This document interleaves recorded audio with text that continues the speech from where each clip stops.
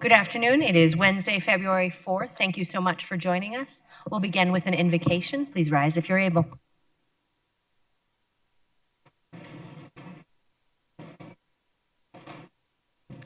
You are welcome to join me in prayer. Almighty God, thank you for this beautiful day and the gift of life. We are truly blessed. It is the wise who invite you into the affairs of this city, so we thank you for wise leadership, as over 1.5 million people are affected by the decisions made of this body. May we all strive to serve beyond our own interests, to act justly for all, to love mercy, and to walk humbly in you. You are our strength and our help in times of struggle and in times of blessing. Humble the proud, raise up the humble, protect our protectors, defend the helpless, and fulfill your purposes in and through each of us. For we pray this in your most holy name. Amen. Thank you so much to Police Chaplain Bob Fesmeyer for your great words and leadership at our city. Please join me in the Pledge of Allegiance. I pledge.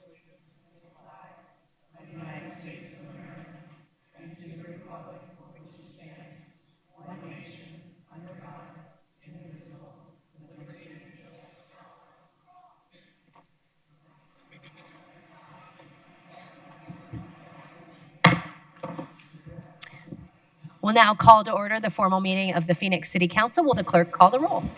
Councilwoman Guardado. Here. Councilwoman Hernandez. Here. Councilwoman O'Brien. Here. Councilwoman Pastor. Here. Councilman Robinson. Here. Councilwoman Stark. Councilman Waring. Vice Mayor Hodge-Washington. Here.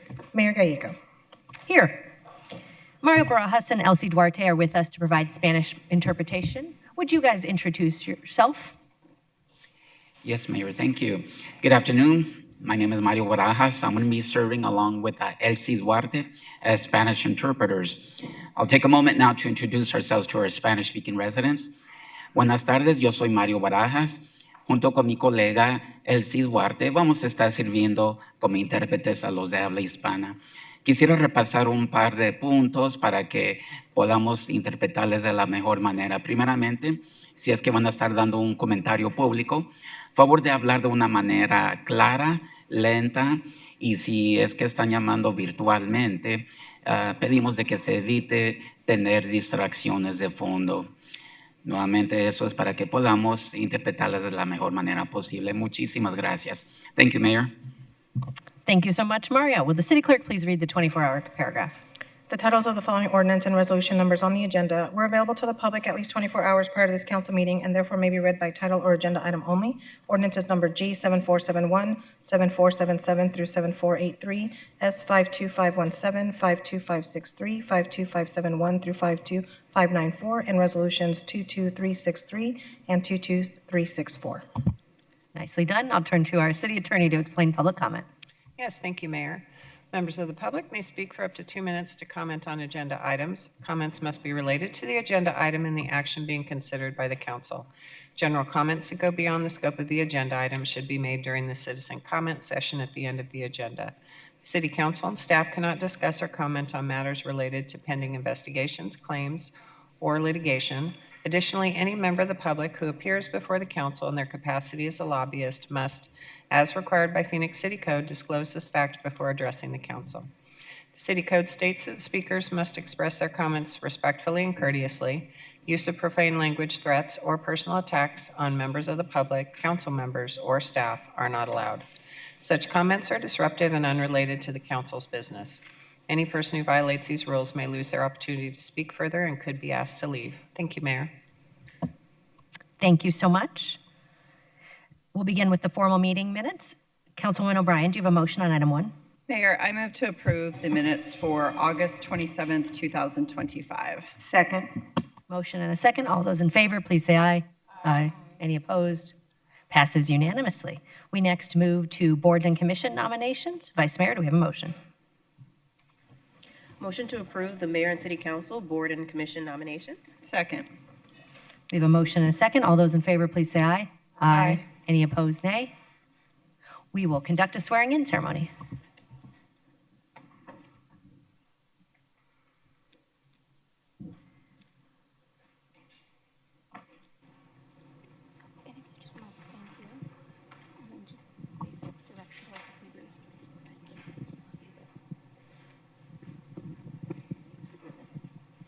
Please raise your right hand. I state your name. Do solemnly swear that I will support the Constitution of the United States that I will support the Constitution of the United States and the Constitution and laws of the state of Arizona, and the Constitution and laws of the state of Arizona, that I will bear true faith and allegiance to the same that I will bear true faith and allegiance to the same, and defend them against all enemies, and defend all enemies, foreign and domestic, foreign and domestic, and that I will faithfully and impartially that I will faithfully and impartially discharge the duties of the office of, discharge the duties of the office of state your office, City Appeals Board according to the best of my ability. according to the best of my ability, So help me God. so help me God. Thank you for your service to our city, and congratulations on your unanimous appointment.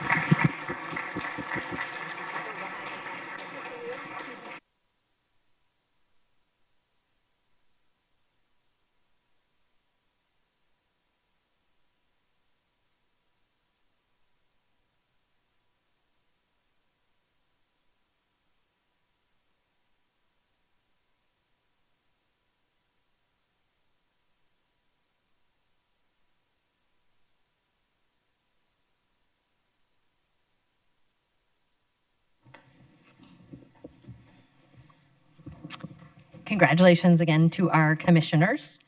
And the good news continues. We have a very special swearing in and vote today related to interim presiding judge for our municipal court system.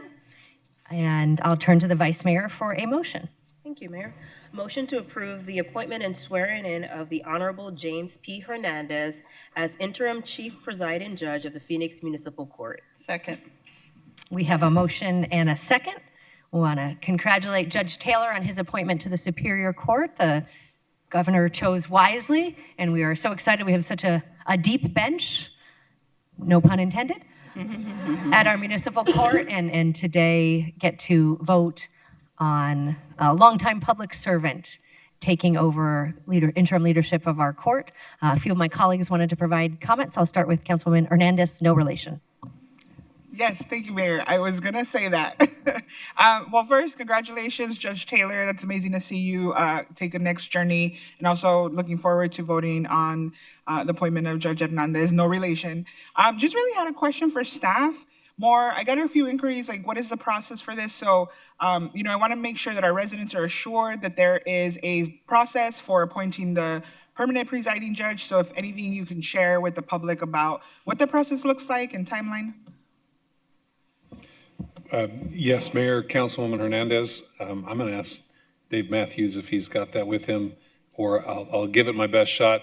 You will be soliciting for a permanent chief presiding judge publicly. That will be posted for at least 30 days. The names will come to the Judicial Selection Advisory Board, who will forward to the council names. The council will select then from those candidates. This is one of two positions that the council has authority alone to select and appoint. Okay, thank you so much, Ed. Just wanted to make sure the residents are very assured that we have a process for that. And if there's any opportunity for them to weigh in or watch any of the process unfold, is there a place for that, or how would that go? So the the Judicial Selection Advisory Board is a public body that meets in public. I'm certain that probably its interviews could be held in executive session. The council also would conduct interviews. You would likely hold those in executive session, but then you would vote publicly on any recommended any recommendation that you would have for the permanent position. So there is a public process for that through the Judicial Selection Advisory Board and through the City Council. Okay, thank you so much. It's also my first process this way. Had a little experience at the State Senate, so very excited to go along this process now at the city level. So again, congratulations, Judge Hernandez. Congratulations, Judge Taylor. Just really excited to work with the both of you and see how we move the city forward. Thank you. Thank you so much. Judge Hernandez has served our city in multiple capacities, from public defender and helping those who are most vulnerable to serving as a judge and then helping our courts as we've set up new policies and procedures, tried to help those who are most vulnerable and try to make sure people understand our judicial system. So thank you for what you have already accomplished. Would anyone wish to comment? Councilwoman Pastor. I just want to congratulate Judge Hernandez in this interim position. You're stepping up for the courts and for the city of Phoenix. I want to say goodbye to Judge Taylor and best of luck because you have done a great job. I was part of when Judge Taylor was placed as the presiding judge. So thank you, and you probably mentored, and he knows what he's doing. So thank you. Vice Mayor. Thank you, Mayor. I too wanted to extend my congratulations both to Judge Taylor as he makes his next step, as well as to Judge Hernandez. Congratulations. The comment that stood out the most to me as we were preparing for this is your desire to conduct yourself in your courtroom in a way that always instills confidence in our community. I think that says a lot. As someone who has been in numerous courtrooms, I know it's not a place where many people feel comfortable. They already approach court with a little uneasiness. So I think that really means a lot, your desire to continue to make the courtroom somewhere where, despite the circumstance, everyone feels respected and heard. So I just want to say congratulations and thank you for your service. Thank you so much. With that, roll call. Guardado, Yes. Hernandez, Yes. O'Brien, Yes. Pastor, Yes. Robinson, Yes. Stark, Yes. Waring, Hodge Washington, Yes. Gallego. Yes. Passes 9-0. Wonderful. Congratulations to Judge Hernandez and the entire family. And we will now ask the family to come forward and support the swearing-in ceremony.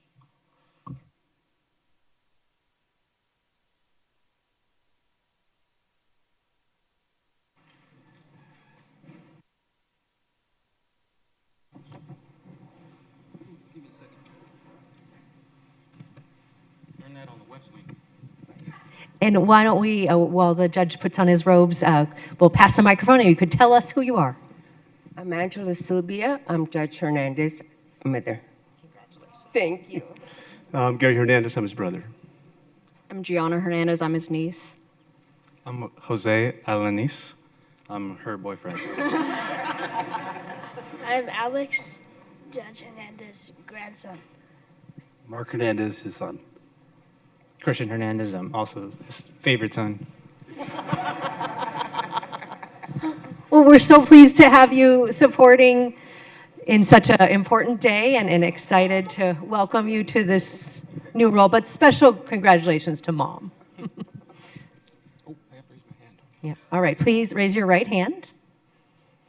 I, James P. Hernandez, James P. Hernandez, do solemnly swear do solemnly swear that I will support the Constitution of the United States that I will support the Constitution of the United States and the Constitution and laws of the state of Arizona, and the Constitution and laws of the state of Arizona, that I will bear true faith and allegiance to the same, that I will bear true faith and allegiance to the same, and defend them against all enemies, and defend them against all enemies, foreign and domestic, and that I will faithfully and impartially discharge the duties of Phoenix Municipal Court Judge discharge the duties of Phoenix Municipal Court Judge according to the best of my ability. according to the best of my ability. So help me God. So help me God. Congratulations. Thank you very much, Mayor. Appreciate it. All right. Thank you very much. I appreciate you, Mayor. Thank you. Absolutely. I'll do my best for you at all times. Thank you. Oh, you need this and this. Anybody wants to?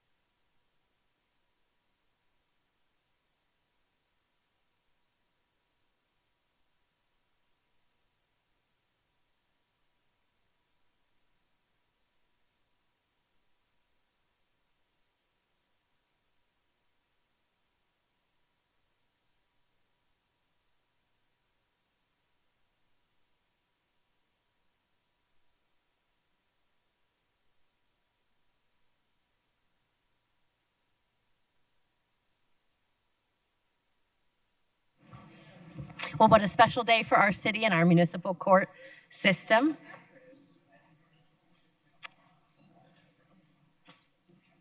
Next, we go to the liquor license portion of our agenda. We provide an advisory role to the state of Arizona on liquor licenses. Vice Mayor, do we have a motion on this portion of our agenda? Yes, Mayor. Motion to approve items 4 through 16. Second. We have a motion and a second. We do have a few speakers available to speak if necessary. All in favor of the items? All those in favor, please say aye. Aye. Any opposed, nay? Passes unanimously. Got some small businesses growing and some great special events coming up soon. All right, city clerks, are we ready for ordinances, resolutions, new business, planning, and zoning? Yes, Mayor. Vice Mayor. Motion to approve items 17 through 54, except the following: items 27, 30, 32, and 54, noting that item number 30 has additional information. Items 33, 52, and 53 are continued to February 18, 2025. I'm sorry, 26, sorry. And can the clerk confirm if there are any other items that should be excluded for in-person public comment? Yes, Mayor, Vice Mayor. Also noting that item 54 is as revised, and also nothing else to remove from the omnibus. Thank you. Second. Motion and a second. Roll call. Guardado. Yes. Hernandez. Yes. O'Brien. Yes. Pastor. Yes. Robinson. Yes. Stark. Yes. Waring. Hodge Washington. Yes. Gallego. Yes. Passes 9-0. Next is item 27, which is related to the artist design and construction contract for the 35th Avenue Grand Avenue Overpass Public Art Project. Do we have a motion? Motion to approve item 27, sorry. Second. We have a motion and a second. I'll turn to Councilwoman Pastor for comments. I'm just excited that this is going to be part of the art design and construction on the oversight of the 35th Avenue and Grand Overpass. I shared this with Councilwoman Guardado, and very excited that the artist has been chosen and we can get going. Thank you. Thank you so much, Councilwoman Guardado. Thank you, Mayor. This art project highlights our commitment to creativity and urban beautification. We are delighted to commission artist Danielle Meyer to design and oversee the construction of artwork on the bridge, barriers, and fences of 2 overpasses along Grand Avenue, spanning Indian School Road and 35th Avenue. The artwork will serve a dual purpose, enhancing infrastructure, functionality, and providing visual appeal. These overpasses will act as gateways to the Alhambra and Maryville neighborhoods, contributing to the identity of the Grand Avenue corridor. This project will create a welcoming atmosphere for residents and visitors alike. The artwork will symbolize our community's vibrant culture, marking the entry to our neighborhoods and celebrating our local heritage and artistic spirit. The 35th Avenue Grand Avenue Overpass Public Art Project exemplifies how art can transform public spaces and unite communities. It reflects our vision for a city that values creativity, inclusivity, and beauty. This project will leave a lasting legacy and become a cherished landmark in our cityscape. Thank you to Deputy City Manager Frank McCune, Brianna Velez from Streets Transportation, and Carrie Brown of the Arts and Culture Department for your work on this item. We look forward to seeing this project come to fruition. Thank you so much, Mayor. Thank you so much. Congratulations to our council districts that will see this moving forward. Roll call. Guardado. Yes. Hernandez. Yes. O'Brien. Yes. Pastor. Yes. Robinson. Yes. Stark. Yes. Waring. Hodge Washington. Yes. Gallego. Yes. Passes 9-0. We next go to item 30, which is related to the heat ordinance, and I'll ask the city clerk to read the title. Item 30 is for ordinance G7483, an ordinance amending ordinance G7241 to include proposed revisions to Phoenix City Code Chapter 18, Article 11, Sections 18-413A and 18-415 related to the heat safety plans. Thank you so much, and Councilwoman Guardado has been working very hard on this issue. I'll turn to her to introduce the item. Thank you so much, Mayor. I will start with a motion, if that's okay. Motion to approve item 30 with the following change. Section 18-413, subsection 4 should read as follows. Access to air conditioning in vehicles with enclosed cabs. Beginning on April 1st, 2026, all contractors shall regularly monitor vehicles to ensure all vehicles with enclosed cabs have properly functioning air conditioning per the manufacturer's specifications. The heat safety and mitigation plan shall include how the contractor will monitor vehicle air conditioning to comply with this subsection. Second. Thank you so much. We have a motion and a second. Any comments or questions before we go to members of the public? Councilwoman. Oh, go ahead. Quick question. Yes. I just want to clarify that we are actually moving on amendments today and not the actual entire ordinance, correct? Correct. Okay, thank you. Yeah, that's very important. So we are arguably a city that really needs to lead on heat. And this has been a long process where we have already created and implemented a heat ordinance, but we continue to refine it. The city manager had appointed an ad hoc committee staffed by a deputy city manager, and Councilman Guardado spent a lot of time on that issue. Thank you. We have several members of that committee who are here, and thank you for your service. We know we have to keep working on heat, and so we are going to appoint a new committee soon, an ad hoc committee that will continue this work in that area, and we will be interested if folks are interested in applying for that. We will be appointing a new group, and if you are interested, boards.and.commissions@phoenix.gov. You can email, you should be able to also find that email address online, but wanted to read it because the periods are very specific. So we'll continue to work on this area, and we also try to monitor efforts at the state and federal level so that we can make sure we are not duplicative, but that we protect people in our community during our hot summers. We so appreciate the people who work hard to power this city, and those who work outdoors, we want to make sure they are able to do so safely. So, Councilwoman Guardado. Thank you so much, Mayor. So I am very thankful for the discussion and thankful to everyone that has been part of putting this ordinance together. I want to bring this back to why this ordinance exists in the first place. In Phoenix, extreme heat is not hypothetical. Every summer, workers are hospitalized and some do not make it home. There are preventable injuries and sometimes preventable deaths caused by conditions we know will occur year after year. This amendment does not invent new expectations. It reflects what every major city contract already requires: compliance, certifications for safety, wages, and basic protections. Heat safety should not be treated differently simply because it has been normalized.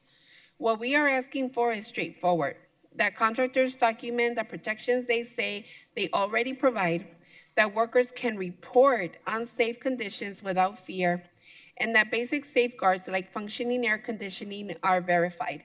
A minimal record confirming those protections is not excessive when the consequences of failure is heat illness, hospitalization, or worse. I've heard concerns about administrative burden, but from the city's perspective, the greater risk is failing to act when the hazard is known and the harm is real. And while we already emphasize education and compliance, this amendment ensures the city has clear authority when protections are not followed. This is not about punishing good actors. It is about making sure no worker on a city-funded project is asked to risk their health or their life because accountability was optional. This is about more than compliance. It's about creating a culture of safety and respect. Every outdoor worker deserves to know that their health matters, that their concerns will be heard, and that the city stands behind them. For those reasons, I will be supporting this amendment. Thank you, Mayor. Thank you so much. Councilman Hernandez. Thank you, Mayor. Yeah, this is a great thing. It's really great to have a really good thing on the agenda. We've heard a little bit about the amendment, but I want to make sure that highlight a few of those changes that are stronger language to protect against retaliation, a key one, which is ensuring air conditioning is functioning, consequence mechanisms to keep employers accountable. This is really a win. I'm glad that the city took the step to make this stronger. These updates in this amendment reflect real concerns that were expressed by our workers. And I'm glad to see that we as a city took that very seriously and that we've come with these stronger amendment just to strengthen the work that has already been started over the years. This amendment creates more protection for workers and healthier and safe working environments. And this is a serious step forward. So thank you to all the partners who really worked so hard on this and made these changes possible. And I will also be supporting this. Vice Mayor. Thank you, Mayor. I also wanted to just say thank you, especially Councilwoman Betty Gallardo. I always butcher your name, I apologize. You did good. And for all of the efforts that went into this, City Manager's office, especially Deputy City Manager David Matthews. And I also wanted to say thank you also to the Contract Workers Heat Safety Ordinance Advisory Committee. Thank you for the efforts that you put into this, and to everyone that lent their voice to ensure that we crafted a policy that was that protects more of our community. I am happy to support. I'm thankful that we're bringing forward these updates. Extreme heat is a daily reality in Phoenix, even in our cold days. Sometimes we have, and it's our responsibility to ensure that the people doing the work are protected. These revisions strengthen clarity, accountability, and worker safety, especially for those exposed to dangerous conditions. As a city, we continue to lead by example, and this item reinforces that worker safety is a priority and not an afterthought. I appreciate the continued commitment to approving these protections, and I am also proud to support this item. Thank you so much. We'll now go to members of the public for comment. We'll begin with Michael Martinez, followed by Maxwell.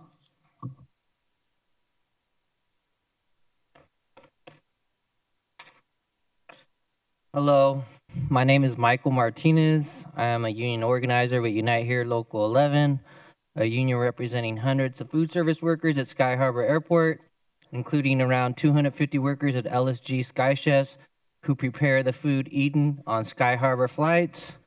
Last summer, 2 Sky Chefs drivers whom we represent, Filiberto Lares and Biniam Helu, came forward to the council to allege that the air conditioning units in the Sky Chefs trucks were still not adequately functioning over a year after the heat ordinance was passed.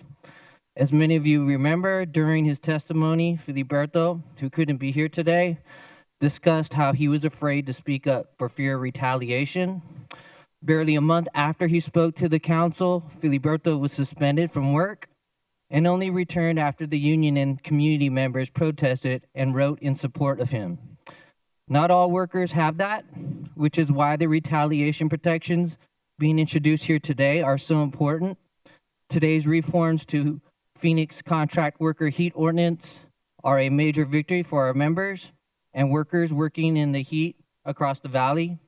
I want to thank the council, particularly Councilwoman Betty Guardado and her staff, for working with our members closely on getting these reforms done. In the future, we're hopeful that further measures can be pursued to beef up these protections, like upfront collection of contractors' heat safety plans and stronger protections for subcontracted workers. Hiring someone to the vacant airport heat safety officer position created this summer will also help with enforcement.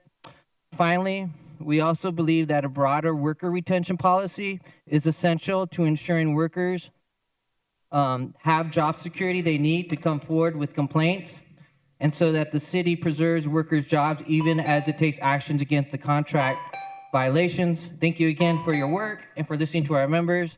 We look forward to working with you to make sure all workers stay safe in the heat. Thank you. Thank you. Max is next, followed by David Martin. Good afternoon, Council. My name is Maxwell Yulin. I'm a staff attorney with Unite Here Local 11 as well, and also a former member of Phoenix's Contract Worker Heat Advisory Committee that the Vice Mayor so kindly mentioned her remarks. As a former outdoor worker myself and now a union member, union staff member, I want to express my appreciation to the Council, and particularly Councilwoman Guardado and her staff. for hearing workers and responding to their concerns with real, meaningful changes to this ordinance today. As you know, members of our union alleged last summer that Sky Chefs still had not installed adequate AC systems into trucks over a year after the ordinance's passage. Truth be told, the organizers and I actually struggled to get workers to come forward and speak up at that meeting. And that's because drivers were afraid of retaliation. When a month later, one of the two drivers who testified, Filiberto Lares, was suspended from work and only brought back after public pressure mounted on the company, we filed claims with the Industrial Commission with ADOSH. But even though the union filed those claims, because Sky Chefs uses trucks of over 10,000 pounds, state OSHA protections, retaliation protections, do not actually apply in Filiberto's case. This is why the retaliation protections being passed here today are so essential. As a former advisory committee member, I would also want to just encourage the council to consider additional steps in the future that will help strengthen these protections. Hiring someone to the open heat safety officer position in the aviation department, for example, creating a new advisory committee, and also some of the reforms that Mike mentioned about subcontracting protections and also worker retention to ensure that workers can feel comfortable coming forward about the issues they're facing without a fear of their jobs potentially being eliminated. So with that, I want to thank you so much, and thank you for your time. Thank you. Dave is next, followed by Niall.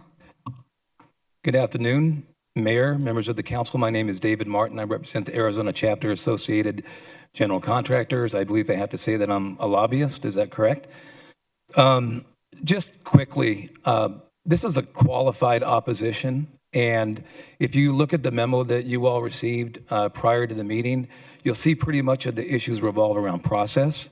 And that was really the issue for our members, was how do we as an organization regulate ourselves along with the city. We stand committed to worker safety, 100%, like the folks in this room, and are willing and ready and able to work with the council on advancing these things to protect the workers.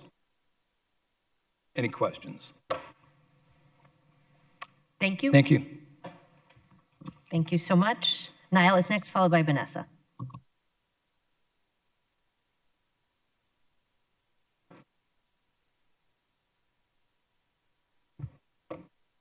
Thank you, Mayor and Council. Hello, my name is Niall, and I am here actually on behalf of myself as a Phoenix resident. I just want to take a moment to say again thank you to Councilwoman Gordata and your staff for all the support on this.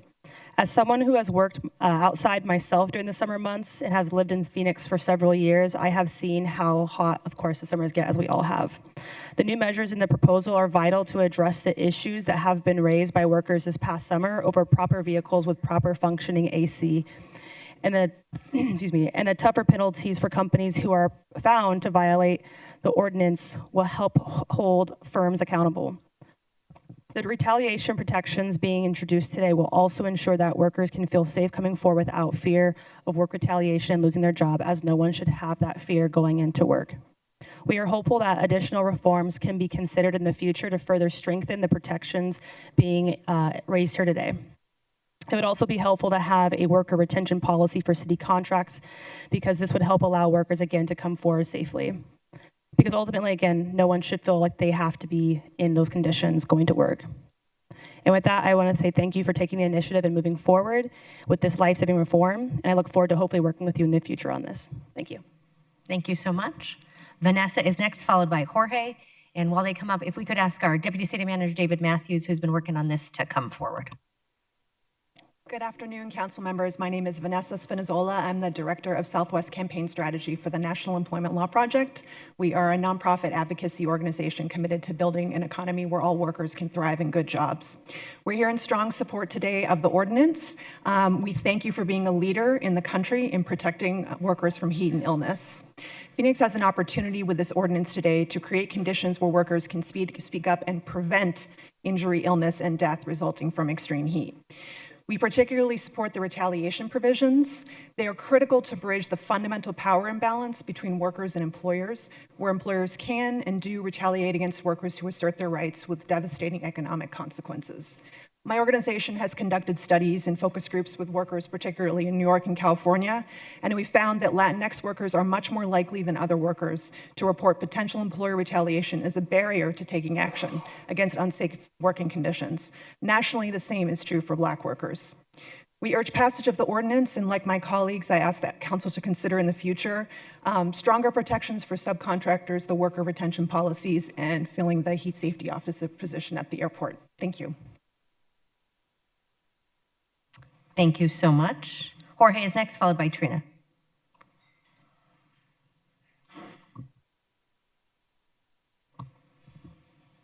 Jorge or George? Oh, I'm so sorry.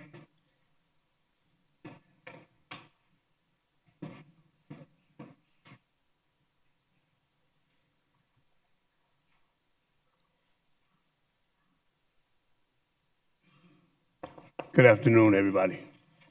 My name is George Williams. I'm a cabin cleaner at Sky Harbor Airport, and I'm here in behalf of all the workers that are here, that we work in extreme heat.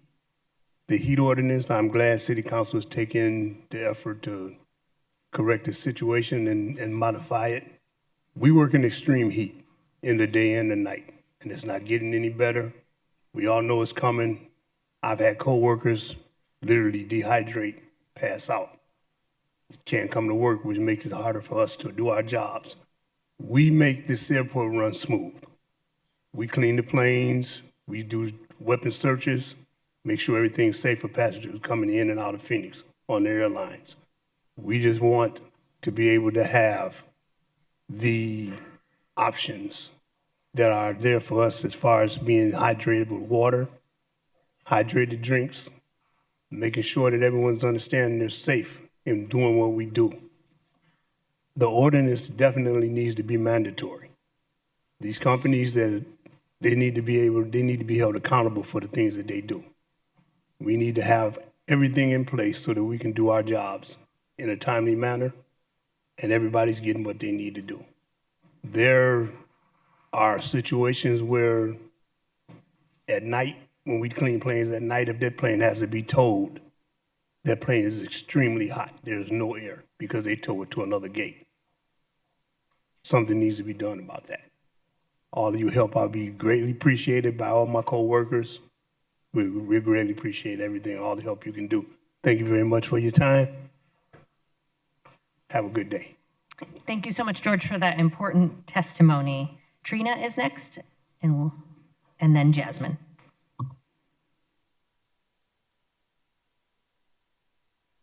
Good afternoon. My name is Trina David. I am an airport worker with a major airline at Sky Harbor Airport. And I, as an airport worker, know firsthand about the heat dangers on the ramp. It becomes so hot that the ground beneath you feels like an oven door. But at this time, I'd like to thank the City Council for all their efforts, especially Councilwoman Betty Godardo and her staff, and for all the reforms that were here today. These measures matter. Retaliation protections matter. Functional vehicle air conditioning matters, and tougher penalties will finally give this ordinance real enforcement power. But major gaps remain. We need stronger safeguards so every company on the airport follows the same safety and heat standards. Filling the long vacant airport heat safety officer position would improve accountability and provide enforcement.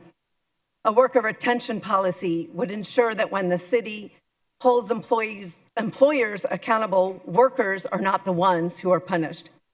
Meanwhile, companies can't even agree on what functional air conditioning means. And still, companies deny that Phoenix is an extreme heat station, even after 3 straight years of record heat. In 2023 alone, we had 113 days at or above 100 degrees. 55 of those days were at or above 110. Which we all know on the ramp, it's 20 to 40 degrees higher, so that means it's 150 degrees.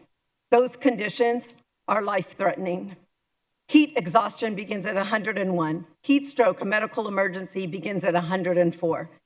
The signs of a body shutting down, and when that happens, workers get injured, planes get damaged, people are left with long-term health issues.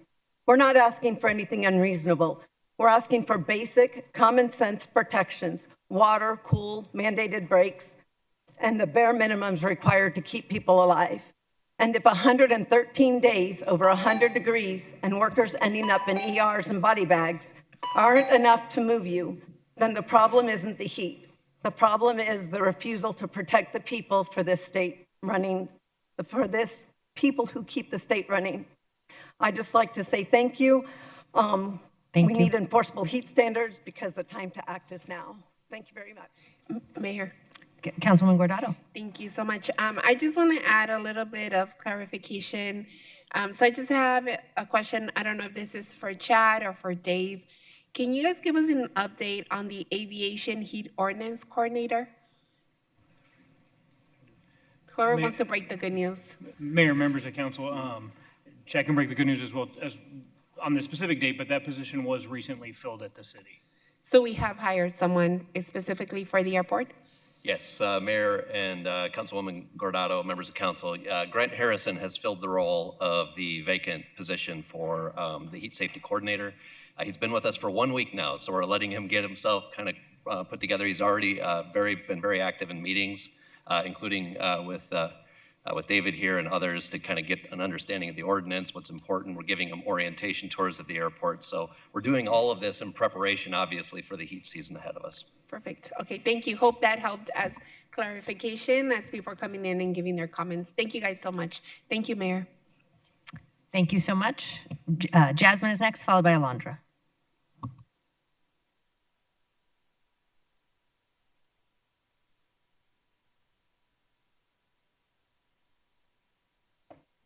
Hello, good afternoon.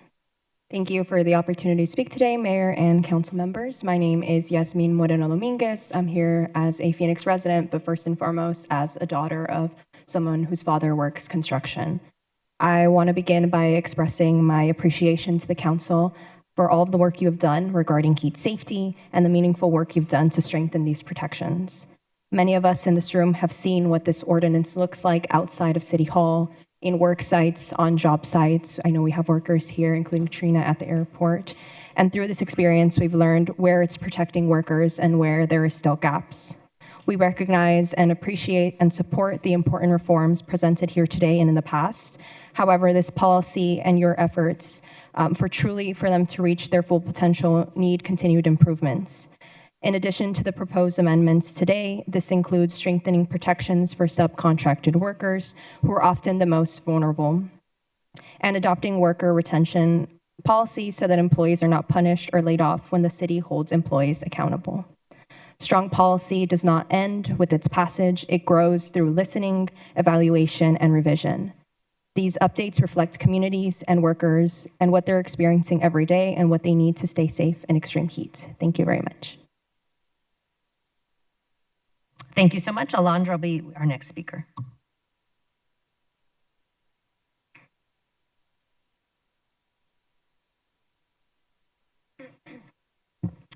Good afternoon, Mayor and City Council. Thank you all so much for holding this hearing and also for getting back to us. It's been a long 6 months since we were here last advocating for airport workers.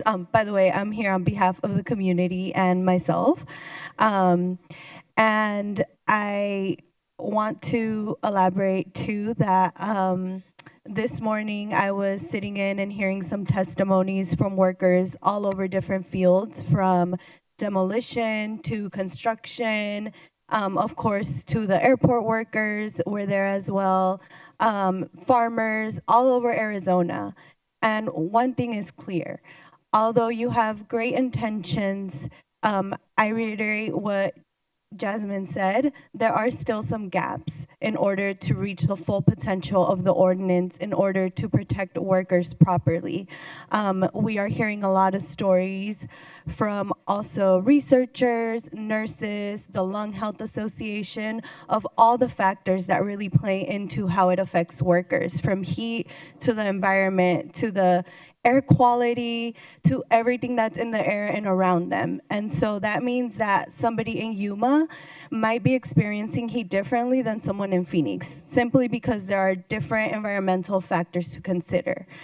With that being said, I will reiterate some of the gaps that are in the ordinance. And I'll start by saying that we need stronger protections for subcontractors. We also need to fill that vacant heat safety officer position at the airport. And lastly, we need a policy on worker retention so that workers don't risk losing their job when they are coming and saying what their concerns are. And thank you. Thank you so much. That concludes the public comment on this item. Roll call. Guardado. Yes. Hernandez. Yes. O'Brien. Yes. Pastor. Mayor, may I explain my vote? Please do. So in March 2024, I voted yes on this ordinance because every worker deserves a safe place in our extreme heat. We strengthen it once again July 2025 to make protections more practical. And today's amendment further protects workers from retaliation, improves vehicle safety, and raises the bar for contractors doing business in Phoenix. In a city where heat can be deadly, protecting our residents and workers is a key. I will be voting yes. Robinson. Yes. Stark. Yes. Waring. Hodge Washington. Yes. Gallego. Yes. Passes 9-0.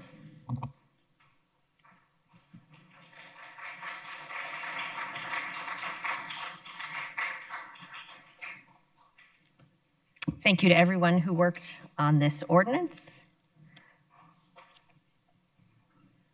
We'll next go to item 32, which is related to a 100 Club of Arizona grant. Vice Mayor. Motion to approve item 32. Second. We have a motion and a second. Councilwoman Hernandez. Thank you, Mayor. Just have a few questions for our police department and chiefs. I don't know which one gets the lucky, drew the lucky number today to answer my questions. Councilwoman Chief Kennedy is happy to answer your questions. Thank you. Okay, so just want to understand a few of the things on these vests, but also trying to understand the impact, or if any, on the general fund. How are you measuring the need for vests? Mayor, members of council, Councilwoman Hernandez. So vest reimbursement is provided to every officer in the department. These vests provide a higher level of protection than what those vests that officers currently carry have. So we have officers in positions such as these, the neighborhood enforcement teams, that are involved in search warrants and high-risk events where these higher ballistic protection vests are required. Okay, thank you. And how are we tracking how often they were used to save someone, or are we able to track that? Councilwoman Hernandez, we could track it by looking at specific events. Okay. Obviously, if there was a situation, there was a downed person that we had to rescue, and we had these vests available, we would utilize them at that time. So there are situations where we would use them outside of, the normal search warrants and arrest procedures. It'd be on a case-by-case basis depending on the situation and if they were available. Okay, thank you. And do they have is there a certain amount of time that that one vest is able to be used, or I guess I'm trying to ask is there a way that they expire, or how long are those used? Councilwoman Hernandez, yes, there is an expiration period. It's typically between 5 and 7 years. Okay, and can you share any light or any information on how we come to be in need of more of these vests? Councilwoman Hernandez, so there's always needs in the department that expand beyond what we can put in the police department's budget. So that's where grants like this come in handy so we can meet those needs, and we always try to take advantage of those opportunities when we can. Okay, thank you so much. And so actually picking back on that, so we don't set aside funding to cover these specific vests through the regular police department budget? Councilwoman Hernandez, for these particular vests, we do not. For other ones, we do. Okay. And so for these particular vests, how much would this grant amount be able to provide in number of vests? Councilwoman Hernandez, I would have to look to see what the specific cost of each vest is. They're usually several $1,000s. So it will provide us quite a few vests, but we would need more beyond this, and that we've been working on this for some time. Okay. Thank you so much. Thank you, Mayor. Thank you. Roll call. Guardado, Yes. Hernandez, No. O'Brien, Yes. Pastor, Yes. Robinson, Yes. Stark, Yes.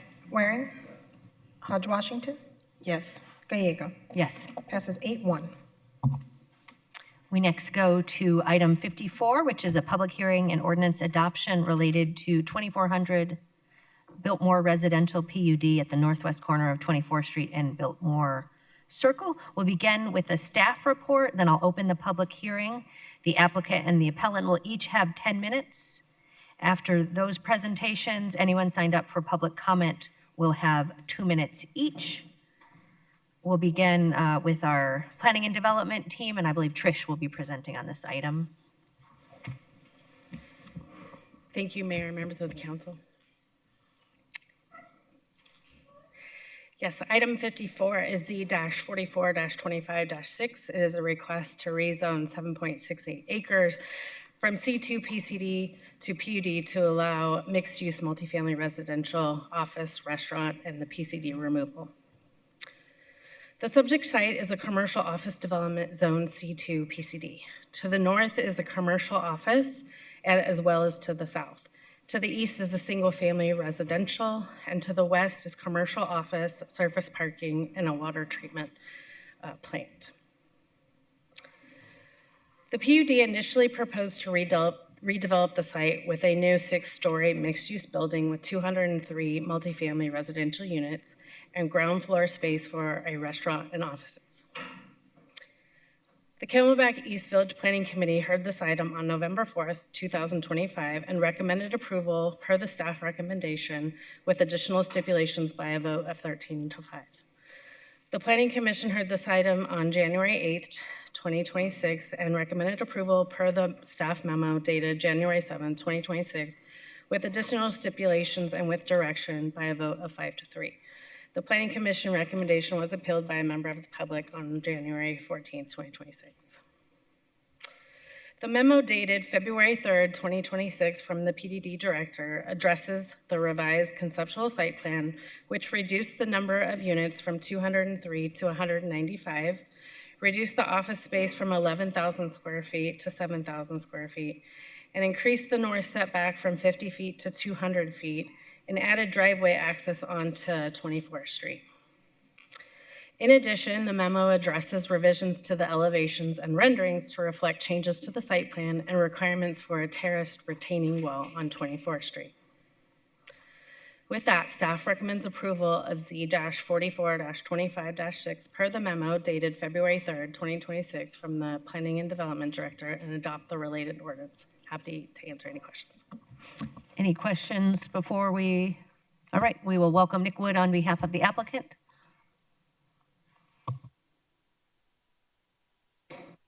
Mayor, members of the council, Nick Wood, Snell and Wilmer, 1 East Washington Street, and I represent JDM.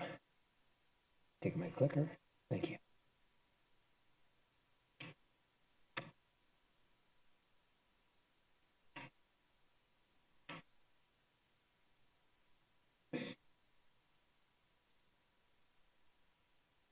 Still don't have it up.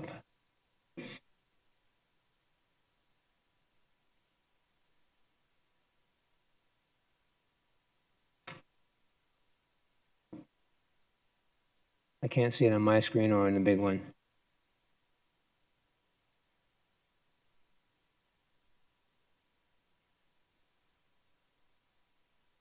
One moment. We're working on getting it up. Thank you. Thank you.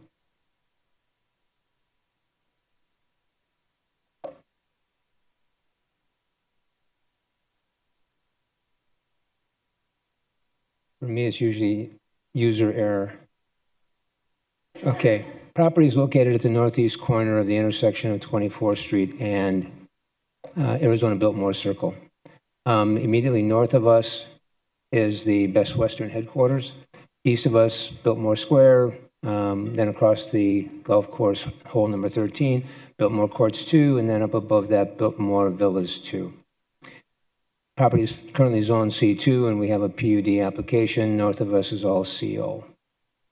The property has some challenges with respect to development.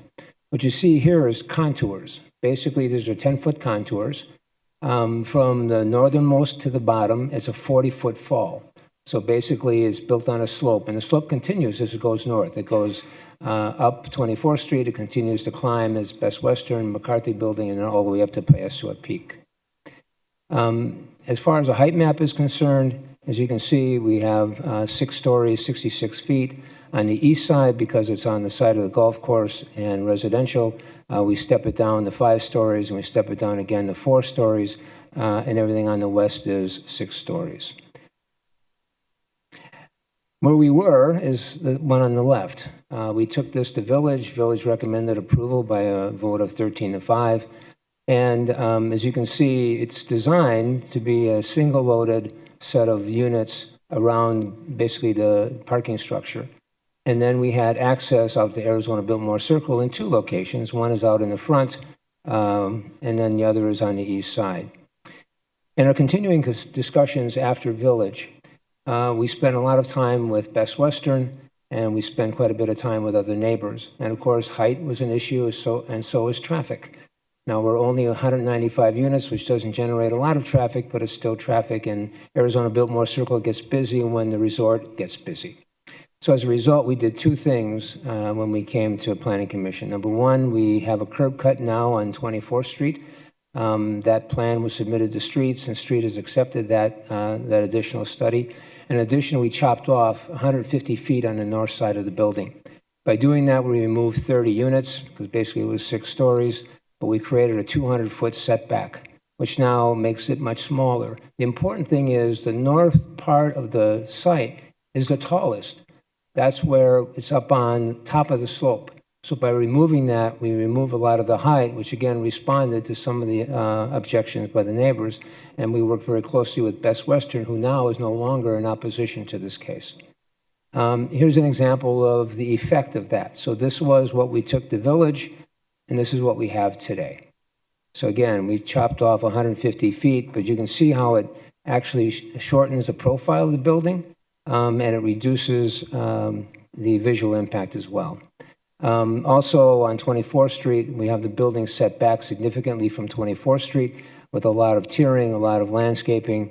And again, this is where the site rises, but we removed that top section. This would be 24th Street in the future, lots of shade, again, with the setbacks. And this, of course, is the 4-story element that I mentioned that's along the golf course. So with that, Mayor, if I may, oh, by the way, we're fine with the stipulations we've worked out with staff and with Councilman Robinson. And Mayor, if I may reserve the rest of my time for rebuttal. Sounds good, and we'll do that after all public comment or yes, after that? After all comments. All right. Thank you. Mayor, Councilwoman Stark. can I ask a question about the height? I recall, I was planning director when you did the Biltmore PUD. We did increase the height at the actual Biltmore, correct? Yeah, Mayor, Councilwoman Stark, yes. We actually, when back in 2009, I did the PUD for that. And we do have a 66-foot tall set of buildings in that project. They haven't been built yet. Yeah. But they are permitted, and that was really, and that's in the center of the Biltmore area. Yes. Okay, that's what I thought. Thank you. Thank you. Thank you. Lynn Lagarde, or her designee, on behalf of the appellant.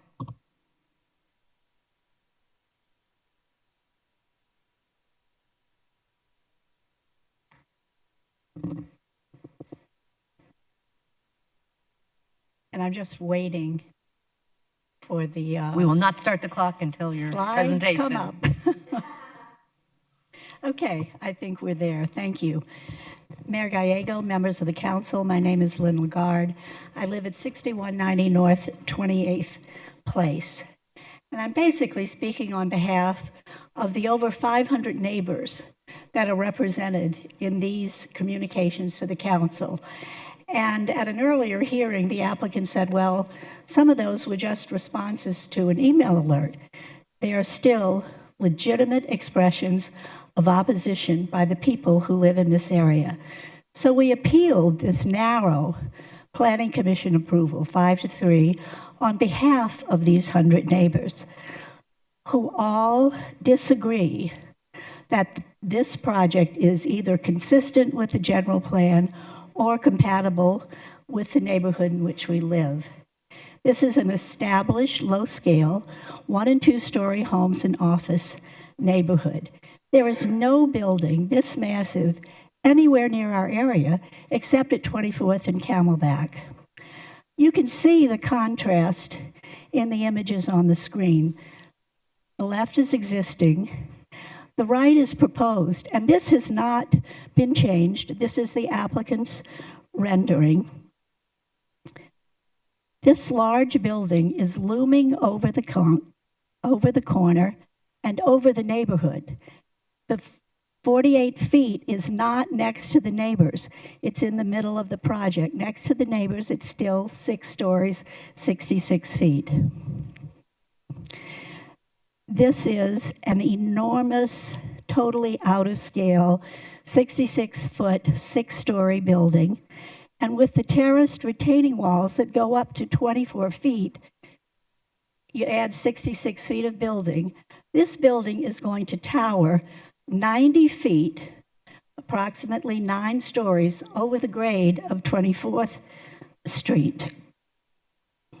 It's about 600 feet long, even with the reduction. That's 2 football fields. That's more expansive than any building I've even seen in the Camelback corridor. We did an elevation study that shows that this building will be higher, as high or higher than the Wrigley Mansion. The Wrigley Mansion is at 1,320 feet elevation. The highest part of this site is 1,280 elevation.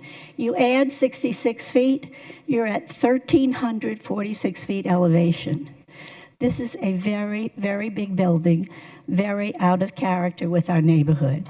And it is very insensitive to the preserve, because as this slide shows you, it blocks views of the preserve, of the mountains that were bought and are loved by Phoenix residents. The next slide, please. This is a massing study that we did before the northern part of the small part of the building was taken off.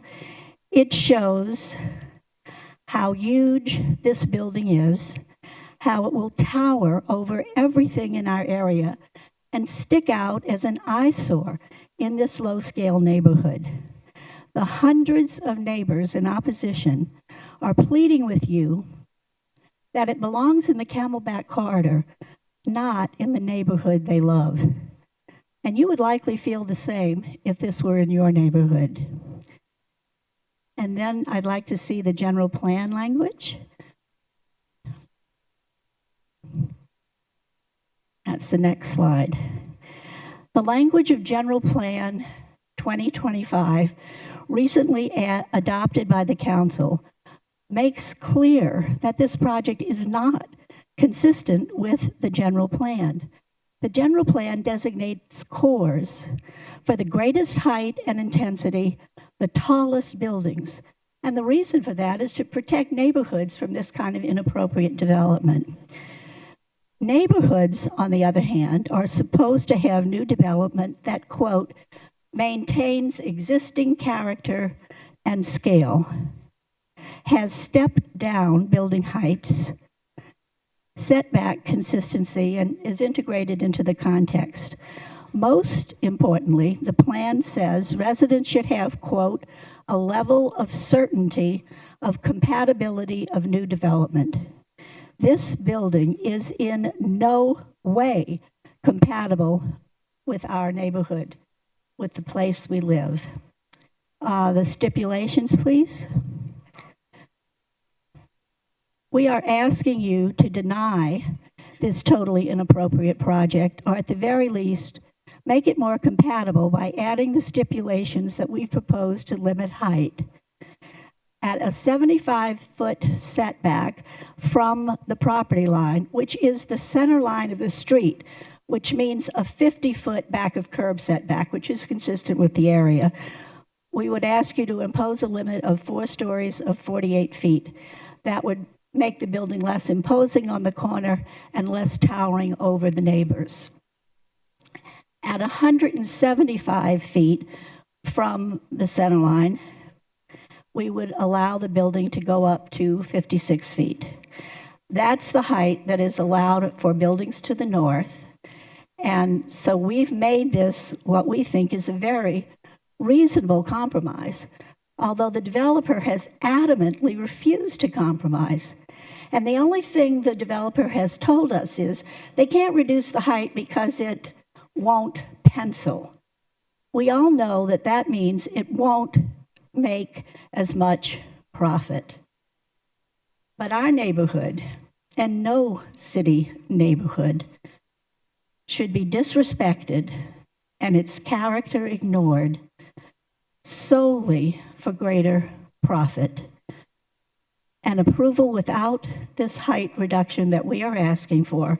We're also asking for, I'm sorry, I missed this, retaining walls no greater than 8 feet, specific conformance to the plans and elevations, and notice of any stipulation changes. Excuse me. And approval of this reduction, of this project without a height reduction sets terrible precedents for not adhering to the general plan that you just adopted, for putting tall buildings outside of the core and ultimately into all Phoenix neighborhoods, and for putting more tall buildings on 24th Street that will further block views of the preserve. Again, hundreds of neighbors are asking you to please respect our neighborhood, deny or reduce the height of this outrageously out of character proposal. That concludes my remarks a little bit early. Thank you. Nicely done. We will next go to public comment. We have quite a bit of residents who are here to provide testimony, as well as a few online. We'll begin with Nirvana, followed by Michael Early, followed by Jean Heckler.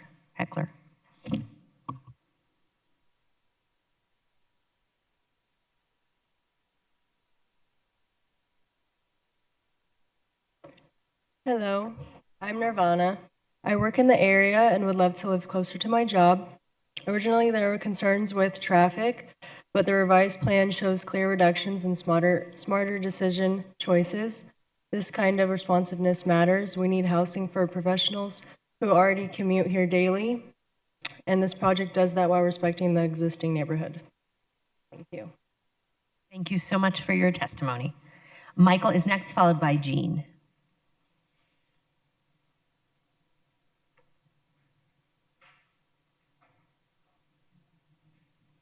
Good afternoon, Mayor and councilors. My name is Michael Early. I am a Phoenix resident and I work in the Biltmore area. I appreciate the opportunity to speak today.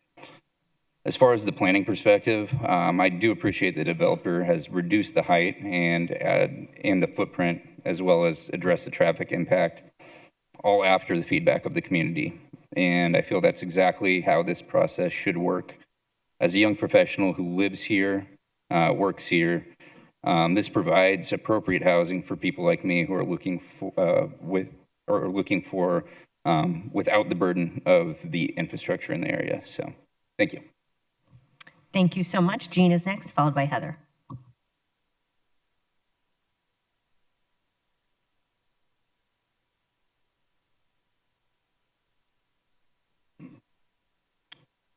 Mayor, Council, thank you for the opportunity. My name is Gene Heckler. I've lived in the Biltmore area for 8 years now, and I'm opposed to this project. Due to time constraints, I think I just want to paraphrase and relay some comments from one of the board members that we listened to, we presented to earlier. He said that he had never visited the area, and he felt that he should go see that before taking a look at this proposal. He went out, take a look, came back, looked at the drawings and said, this doesn't fit. This is just not a fit for this neighborhood. And I couldn't agree more. Lynn's already told you about the hundreds of neighbors who've already written in to oppose this project. I would also like to remind you that these standards that you're being asked to waive were developed by a number of your citizens over a lot of hours of volunteer time. And now you're being asked to throw all that work out. Why? Well, we believe it's strictly for the financial interest of these investors. We don't think that's a good reason. So we ask you to vote no on this project. Thank you. Thank you so much, Jane. Heather is next, followed by Patricia McGrath.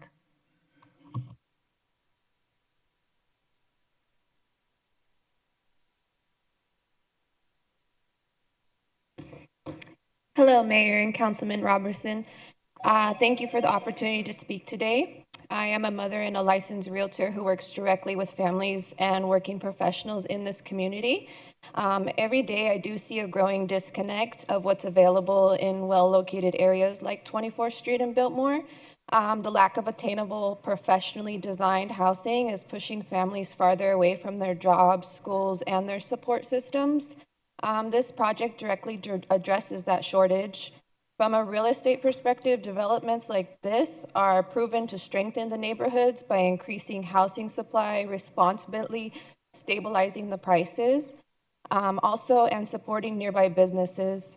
From a mother's perspective, it means safer communities, shorter commutes, and more family time. The project is not speculative, it's needed, and it is well planned, and it serves the people who keep the city running. So I just respectfully urge you to support the 24th Street and Biltmore development. Thank you. Thank you. Patricia is next, followed by Andrew.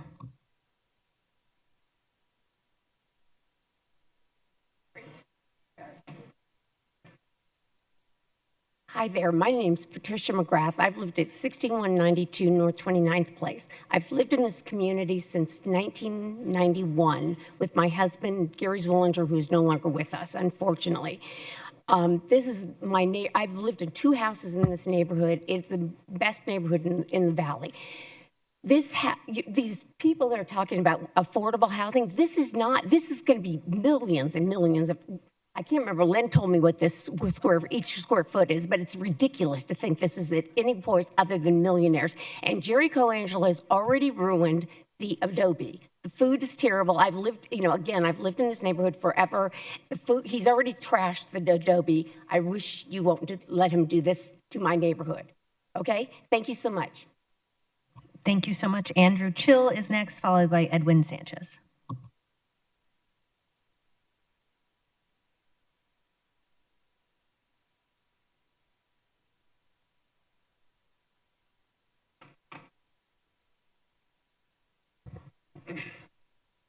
Good afternoon, Mayor and Councilman Robinson.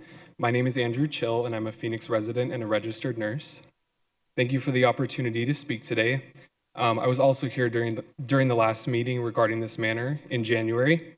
I'm here in support of this project because the number of young professionals only continues to grow, and they don't all necessarily want the same things as other demographics.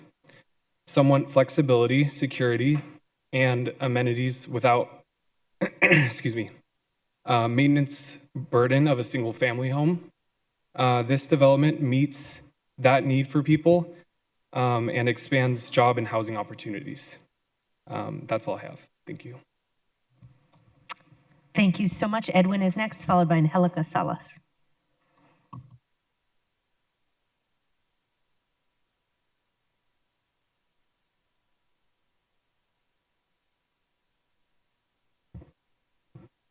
Hello, City Council members. Thank you for allowing me to speak today. I'm Edwin, and I support the 24th Street Biltmore development because it represents responsible strategic growth towards the future.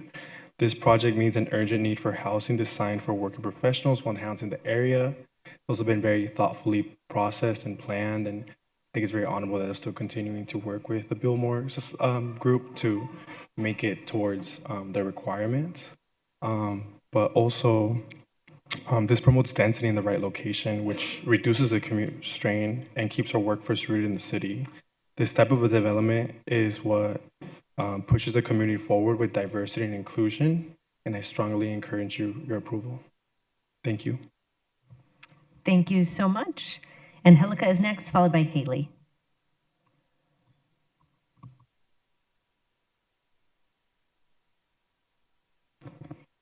Hello, Mayor and Council. My name is Angelica Salas, and I've been a resident in the Biltmore area for a few years now, and this community truly feels like home to me. I'm at a stage in my life where I'd like to buy or live long-term in the same area where I already rent, and right now, options like that are very limited.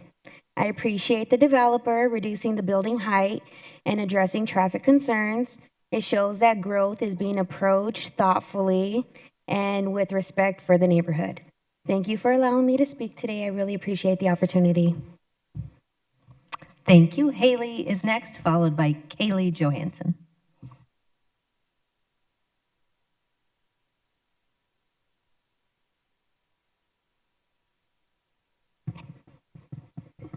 Good afternoon. Thank you for letting me speak.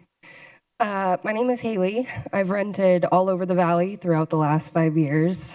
Not only am I invested in this project as a future home buyer who's dreamt of living in the Biltmore area, an area that hasn't had residential development since the 80s and currently has a very limited supply, but also as an administrative office manager who works for earth moving construction. This project invites growth while only enhancing the character of this neighborhood. I'd also like to add that the current state of the corner is not that great. It could be improved. There's a misconception that luxury automatically means exclusion. In reality, high-quality housing attracts long-term residents who care about the neighborhood, maintain their homes, and contribute to local businesses. The thoughtful, well-designed development like this raises the standard for the entire area without changing its character. Thank you. Thank you. Kaylee is next, followed by Jeannie Swindle.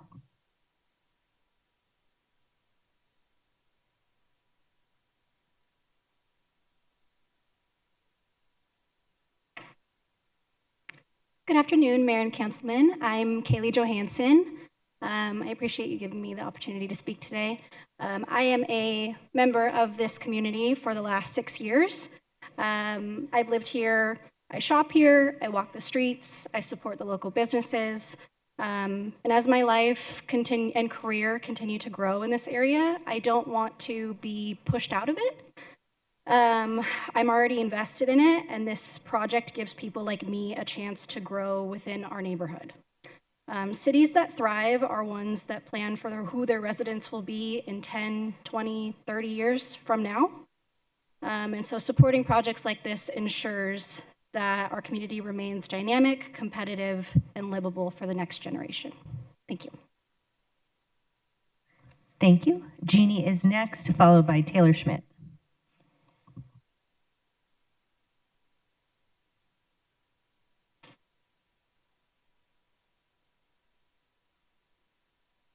Good afternoon, Mayor and council people. My name is Jeannie Swindle. I am a 28-year resident of Phoenix, proud resident, and have lived at the same address in the Biltmore Highlands area, which is northwest of this area. I must also say I'm on the executive council of the Phoenix Mountains Preservation Council.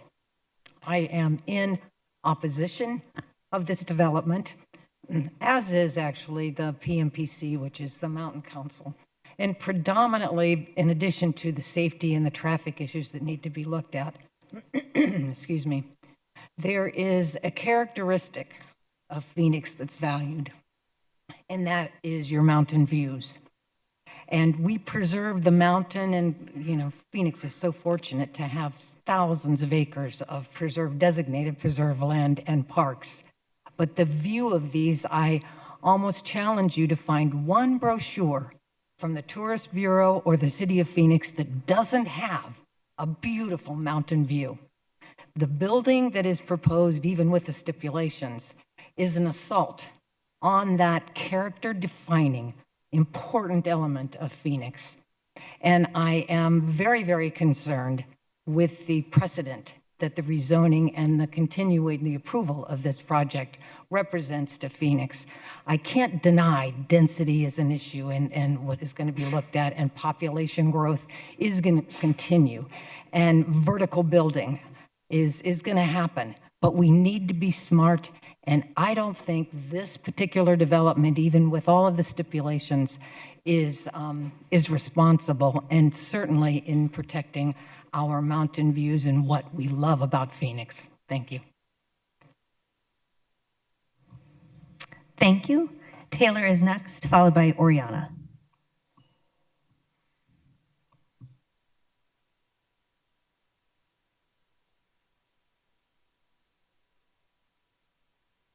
Good afternoon, Mayor, Vice Mayor, council members. My name is Taylor Schmidt. I'm a general contractor. I'm a superintendent. So I'm here on behalf of the hundreds of blue-collar workers whose mouths will be fed with a project just like this. I see it all the time, 5,000 square feet up to 200,000 square feet. There's not a lot of new buildings going into the Phoenix area, especially something just vacant.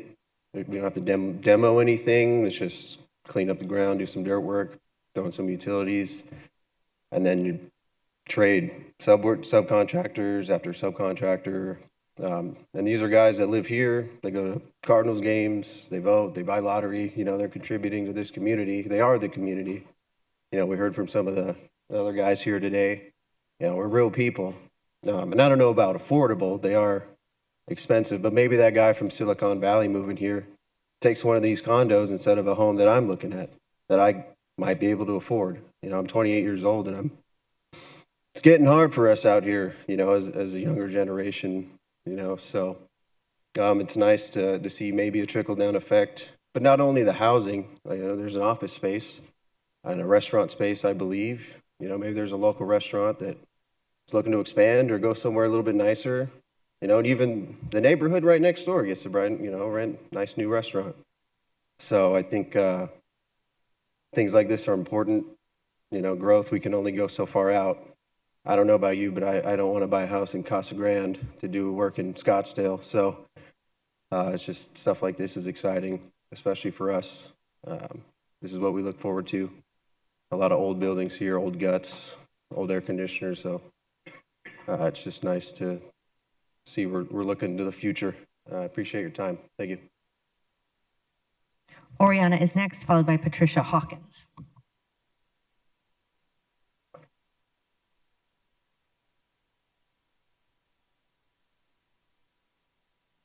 Hello and good afternoon, Council. My name is Oriana, and I wanted to thank you for the opportunity to speak. I'm here as a Phoenix resident in support of the 24th Street and Biltmore project. This development directly serves working professionals who are essential to our city's success. This includes teachers, healthcare workers like myself, first responders, and young professionals who want to live near where they work. The project strengthens our local economy, increases housing options at a critical time, and keeps talent invested in our community. Approving the development is a smart, forward-thinking decision that supports growth without sacrificing quality. Growth is inevitable. I respectfully urge you to support this project. Thank you. Thank you. Patricia is next, followed by Phil Tibby.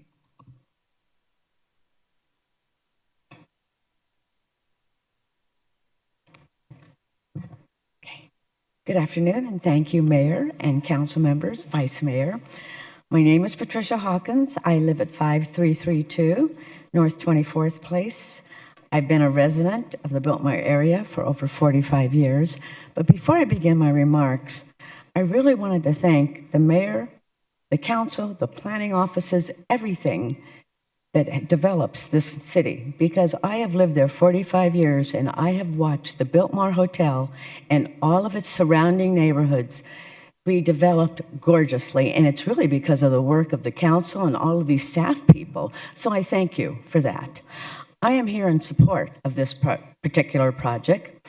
I live here year-round. I've watched with great pride the beauty of this area improve over the years. I'm constantly at the hotel, the Wrigley Mansion, the Adobe Golf Course that Adobe Golf Club, which everyone loves mostly. These are all my neighbors and friends. 7 years ago, I testified against the project in this same site. It was a larger site and it was too dense. Finally, this one came along and it is smart, and they have made some incredibly good changes to it. And I personally feel it is a sensitive design. My late husband, Jasper, who was involved with so much of the planning aspect of the Biltmore area, would truly call this a sensitive design and Biltmore-esque.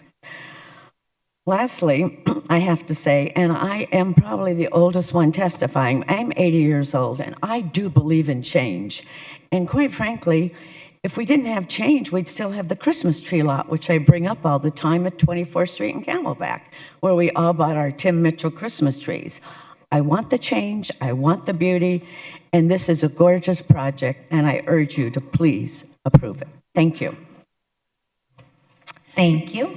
Mayor, may I Councilwoman just Stark. say very quickly, Patricia's husband was a great architect. I worked with him for many years. He was a lead architect at Del Webb. He was such a talented man. He did a lot of great things for Phoenix, so it's good to see you here, Patricia. I miss him. Thank you. Phil is next, followed by Howard. Good afternoon, Mayor Gallegos and council members. My name is Phil Tibby. I've been a residential real estate broker and residence now for over 31 years in the Biltmore, serving the Biltmore area, and I've seen this neighborhood evolve over the past few decades, and it keeps evolving. I remember the controversy over the development of the newly renovated Biltmore Adobe restaurant golf shop. I don't know about the food, however, it's a beautiful, beautiful area, and it certainly has improved the values over time. I was the sales manager of 2 Biltmore Estates condos. Several residences were against that renovation, and today it's one of the most, the 2 Biltmore is one of the highest values in the area. Also, as president of the Biltmore Area Partnership now for 3 years, we meet once a month and proactively discuss various issues within our Biltmore neighborhood. Issues including beautifying our neighborhood, working together with other businesses and neighbors, making our area vibrant, informative, and safe.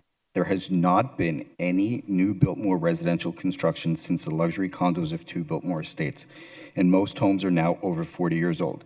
As one of our speakers said, there's going to be more housing, and for those younger crowd to be able to afford other homes within the Biltmore area. And yes, we may have a CEO come in and purchase one of these condos. I strongly feel that JDM will once again revive our luxury Biltmore housing, ensuring neighborhood values and demand. Currently, I am the sales manager of a project on 32nd Street, just south of Campbell Avenue. I'm sorry, just south of Indian School. Those are tri-level units selling for $800,000 and $900,000, and they're 1,400 square feet to 2,000 square feet, and we're selling them. That means that the demand is there for housing. Thank you. Thank you. Howard is next, followed by Jason DeMont.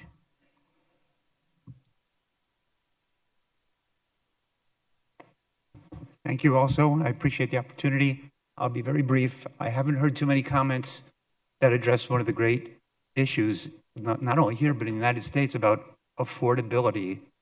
And I just have not heard a lot of people stand up here and say, I can put down $2 million without a problem, which I understand, and I can be corrected later if somebody wants to.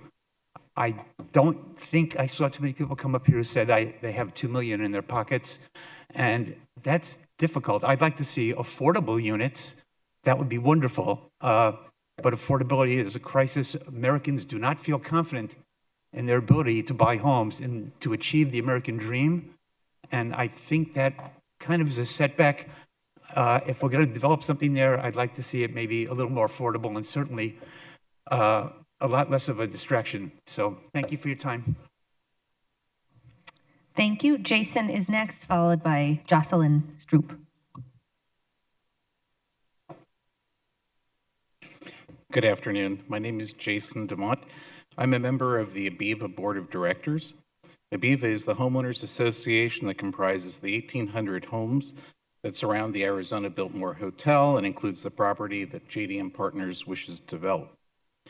The ABIVA Board of Directors has voted unanimously to request a 90-day continuance of the City Council vote on the project. This decision was not made lightly, but is necessary in light of the board's belief that there are material differences between what JDM has represented to ABIVA and what the Planning Commission has approved. A 90-day continuance will provide the time for ABIVA and the city staff to audit the current site plans against the representations previously made by JDM's representatives. Thank you. Thank you. Jocelyn is next, followed by Carla. Carla Caitlin. Good afternoon, and thank you for allowing me this opportunity to share my thoughts relative to my concerns with this project. My name is Jocelyn Stroop, and I've been a commercial interior designer for over 40 years. My husband and I have been residents of the Biltmore area. We bought in Biltmore Courts about 13 years ago, and one of the things that attracted us was this unique environment within the city. It really is quite a gem. There's nothing like it that I can compare in many, many cities across the country. The overall scale of the community is designed on a human scale. A tall building such as the one being proposed is completely out of character with this neighborhood. Throughout my professional life, I worked for one of the largest architecture firms in the United States, and I've worked on numerous large-scale projects all over the U.S. I have not seen a process with so little transparency or regard for the residents that really have to bear the impact of such a large-scale project as being proposed. All the discussion thus far is focusing on the adjacent commercial properties and the relationship of this building to them, but there's been very little discussion about the impact of those who live here. It's not going to improve our community. It's not going to enhance it or make our lives better in any way as residents. This community is our home, and such a major change will not be for the betterment of the residents. A project of such significance deserves more time and a review of all the details and to listen to the concerns of everyone who's affected. Thank you for considering a continuance. Thank you so much. Carla is next, followed by Wayne Zemer. And I extend my thanks very much. I'm also a resident of the Biltmore area. My corporate office was once on this site that we're discussing. And when I purchased my home in the Biltmore Villas, I was aware this parcel was zoned C2. And so I knew at some point there'd probably be a 4-story building there, which is fairly large. I was also, the time that I've lived there, became more familiar with the City of Phoenix planning language and became more confident that as a neighborhood center, that it would be in character with our area. I was not concerned when I heard it was moving forward. I was actually looking forward to it becoming more a part of the community. And much like the 1 and 2 and 3-story buildings JDM has done in this area. You can imagine I was shocked, I guess, to learn that after owning the property for 3 decades, JDM's request for rezoning at 50% higher and a 50% increase in occupancy rate than what is zoned was seriously being considered. There's not one like it that's not on the Camel Black corridor. And within close proximity to Piasqua Park, it seemed the most unlikely location for a break with that precedent. At the other committee meetings I've attended, including this one, there was a lot of discussion about affordable housing and the need for affordable housing, and I don't think any of us disagree with that. But at the square footage rates that have been quoted to us, these will be well north of $2 million. There are properties right now in the Biltmore area that are available for less than that if people really are looking to purchase there. This does not even nod to that need.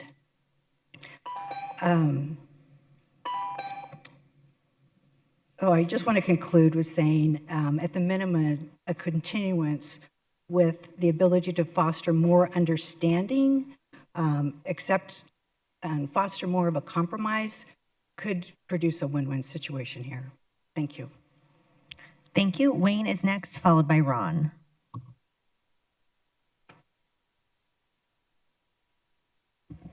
Thank you. I would ask that before the timer starts, I had submitted a slide along with Lynn that kind of addresses what I speak to, but if that can't happen, can this be distributed to the mayor and council?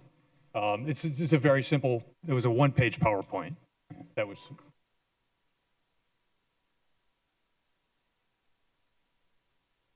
Let's restart the timer.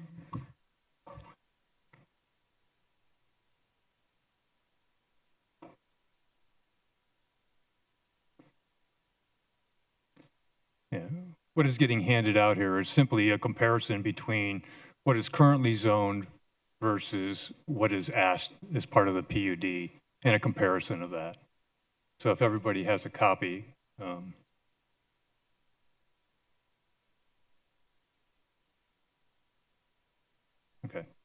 So under, honestly, this building could be built as of right under the C2 zoning, right? It allows for residential building. As Nick has pointed out, there's 365 uses under C2.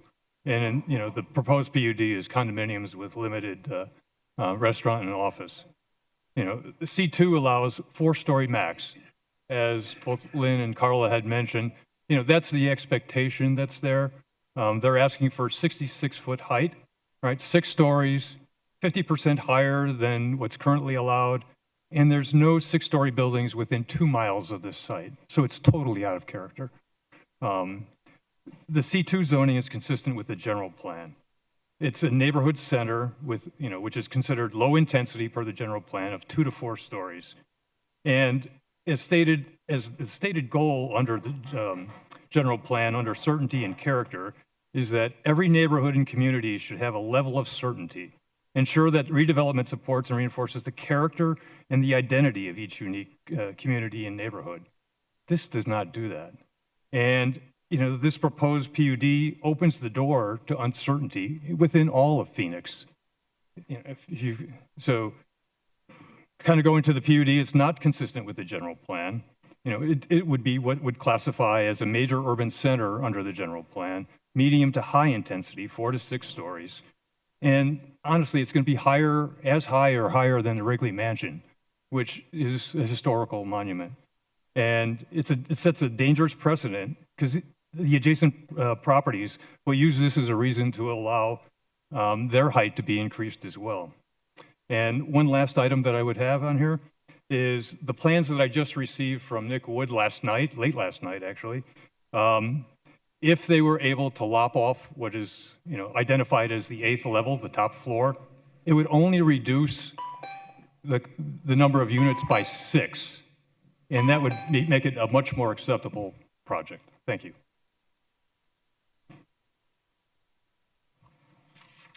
Thank you. Ron is next, and then we have virtual public comment, Celeste. Good afternoon, Mayor, Council. My name is Ron Leckrone. I am the president of the Biltmore Villas 2 HOA. I've been a resident for 23 years, and my family has been in Arizona since the 80s. I've been speaking of strict opposition to the proposed 2,400 Biltmore residential building. The building is a massive structure. It dwarfs all the neighborhoods in that area, the Biltmore Estates, the Biltmore Squares, the Biltmore Hotel, which has received a multi-million-dollar renovation, and the Arizona Biltmore Golf Course, and of course the views of the mountains there.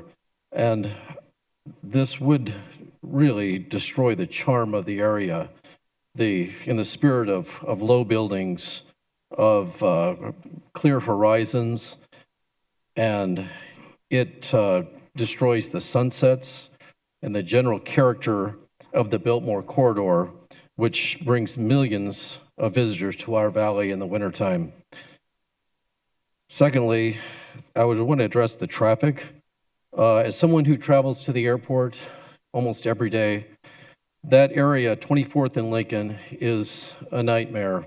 even anywhere close to that rush hour time. And putting a structure there would only aggravate that. The traffic would extend all the way down Lincoln as far as you could see. And it's already a crisis, and I would hate to see that to happen. And what I would like to ask is the council to pause and reassess, please, the approval for this project, for it will forever change the historic charm of the oldest and most prestigious resort in Arizona history. And once it's changed, it will never come back. It is setting a really dangerous precedent, and it will be devastating for our area for years to come. Thank you for your time and allowing me to speak. Thank you so much. We'll now go to virtual public comment. We'll have Celeste followed by Esther. We'll go to Esther and then we'll come back to Celeste. Thank you. My name is Esther Baddock, and I am a resident of Biltmore Square, which is the closest community to the development. I'm asking the mayor and the city council to please listen to the researched, the professionals, the volunteers who have put in hours and hours in opposing this development as we see it. We also have, as you were presented a plan that could be reasonable that we would support. Phoenix Village plan, which has been around for many years, this project is in clear contradiction to what the city wants. And so just by that alone, there should be objections and a vote no against this. Also, ABEVA, which is the homeowners association from 32nd to 24th, Camelback to Lincoln, has asked for a continuance. Please consider that. We do know that the verification of facts and the community review and the good faith dialogue has not been clear from JDM. We have all experienced news that we thought, well, this is going to be great, all to find out it was never approved by the city, or there really wasn't that type of plan in place. So my voice, please be heard by the opposing statements. Council people and mayor, please take that as the strength of why we are all here today. Over 500 people have been involved in this opposition. Thank you. Thank you so much. So I believe that concludes public comment. We will return to Mr. Nick Wood.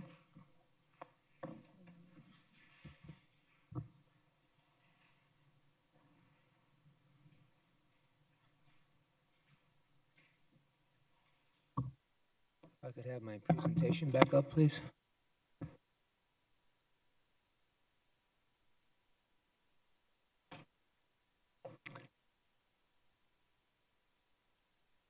Much has been said about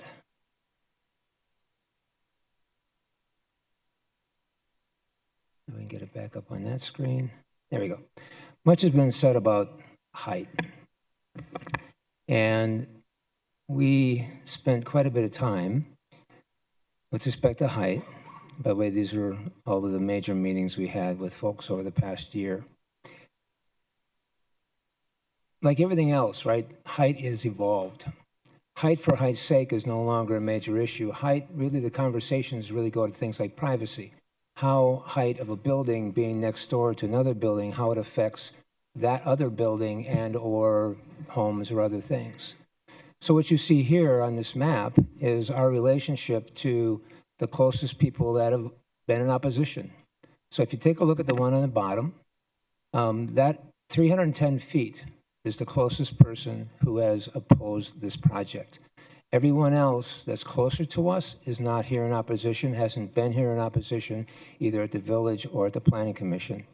The next one is up 550 feet away. Next one's up 1,250 feet away. And by the way, someone mentioned football fields. The closest one to us that's opposing us is over a football field away. And again, here's another relationship with respect to the 4-story corner of the building as well. Significant distances away. And what we did is we did sight lines. right, for people who are in opposition, who are the closest to us in opposition. So up on number 1, right, this is a photo from right by their backyard, and this is a computer rendering of what it's going to look like from their backyard. The next one is number 2, right across the golf course. This is the existing shot, and this is what it'll look like from their backyard. And then third, the one who's closest to us at over 300 feet away, this is a shot, and they actually allowed us to go into their backyard. Here's a shot from their backyard looking toward the site, and here's what it'll look like from their backyard. And we intend to actually plant a couple of trees for them because they asked for that. But at the end of the day, where we are with this project is we have done significant modifications to the site plan in comparison to what we had before. And you can see the significant distances and heights, particularly with respect to the fact that the highest portion now has been removed from the site. We have support from staff. We had strong support from the village. Under the old plan, we had support from Planning Commission. I understand that people don't like change, but we do have a housing crisis. And it's not just a housing crisis for entry-level housing. It's a waterfall, right? In order for people to move up from the housing that they have, right, they have to have somebody else selling that house. So it's not that this is going to be entry-level housing. Obviously, it's not. But again, people need to buy homes. In the Biltmore, which is almost 900 acres, right, essentially there's only been 103 new condominiums built in the Biltmore in the last 40 years. The population of the city of Phoenix has doubled since then. But that's it, and those were the condominiums that were built right next to the golf course back in the early part of the 2000s. This is an appropriate project. It's appropriate scale. We've done a lot of work. We've made a significant number of changes, all in response to the issues. We've lowered the density. It's now only 195 units. That's not going to generate a lot of traffic. And of course, we solved even the issue of traffic by adding a curb cut on 24th Street. So under the circumstances, we're very satisfied with the stipulations. We've worked very hard on this project over the past year and a half. We respectfully request approval subject to the stipulations, and I'd be happy to answer any questions that you might have. Thank you. Do we have any questions? Councilman Robinson. Thank you, Mayor. At the moment, I don't have a question for Mr. Wood, but I do have a question for either Trish or Josh. A couple things were said about the building being 90 feet over grade. Can you explain a little bit or give us a little bit of a better understanding of how the city of Phoenix measures the height of a building, especially on a site like this? Yes, Mayor, Councilman Robinson, members of the council. The height would be measured at the finished grade, and so at each tier of the building, it would be measured from the finished grade up to the top, which is the 66 feet. I think when it's commented that it's 90 feet, you're looking at, if you were standing at the bottom of Arizona Biltmore and looking all the way up, that would be a total of 90, but the way height is measured is from the finished grade. Okay, that's perfect. Thank you for that. And then another clarification along those same lines. With regard to adherence to the general plan, or maybe one of my colleagues may want to chime in on this who have a good understanding of it. But with regard to the general plan, is this in conformance with it? I want a better understanding of that as well. Mayor, Councilman Robinson, members of the council, grateful for all the discussion about the general plan at this hearing and throughout the hearing process. The general plan provides a comprehensive set of policies to evaluate rezoning applications just like this. And just like all zoning applications, there's some alignment and some places where it doesn't align. I think in the staff report, you'll find that we find the proposal is consistent with general plan policies related to housing in appropriate locations, and in this instance, in close proximity or within an employment center and along major transportation infrastructure, in this case, an arterial street like 24th Street. No case is able to check every single box in the general plan. And again, those considerations are vetted through the hearing process. In this instance, there was enough there with respect to its proximity to jobs and being housing that we found consistent with the general plan to recommend approval. Okay, thank you. Mayor. Councilwoman Stark, who was once our planning director. Yeah, I did want to just chime in, and maybe you can clarify some more on the core issue, because there are parts of our city that are not in cores, but they enjoy great heights. For example, Kierland comes to mind as an example. But also, as we go along light rail, I think you're seeing it in District 4 and 5. You're starting to see height along light rail, but it's not necessarily in a core. So I think you spoke a little bit about, you look at all the goals and policies when you're determining and your analysis. So could you speak a little bit to that? Mayor, Councilwoman Stark, members of the council, yes. As you highlighted, there are several parts of our city that fall out that have height, let's say above 4 stories, that fall outside of our village cores, like Kierland, like Phoenix Children's Hospital, like so many projects along the Sevens. Again, when a project goes through a rezoning case, we look at a variety of factors, and Phoenix as a fast-growing city, trying to make the best determination and alignment with as many policies as we can. In this case, 66 feet and 25 units per acre is relatively low from a intensity from dwelling units and height compared to what you see in our village cores, which is really generally 100 feet and up. And so again, based on the analysis we found with its proximity to jobs, location to an extra arterial street, and the relatively low intensity and scale, we felt it was appropriate this location, as we have other similar projects outside of our village cores. Thank you. And just again, as a reminder, we did approve additional height at the actual Biltmore Hotel. It just has not been constructed yet. I believe it was 66 feet. Mayor, Councilwoman Stark, members of the council, yes, that is correct. Thank you. Thank you, Mayor. Thank you. Are we ready to close the public hearing? Yeah. All right. Councilwoman Hernandez. Thank you, Mayor. Just have a couple questions. I don't know if this first one is for Josh or for Nick, or for staff or for Nick. What is currently on the site right now? I think I heard it in some of the testimony, but I can't confirm. Mayor, Councilwoman Hernandez, members of the council, it is currently zoned C2 and it has a commercial office.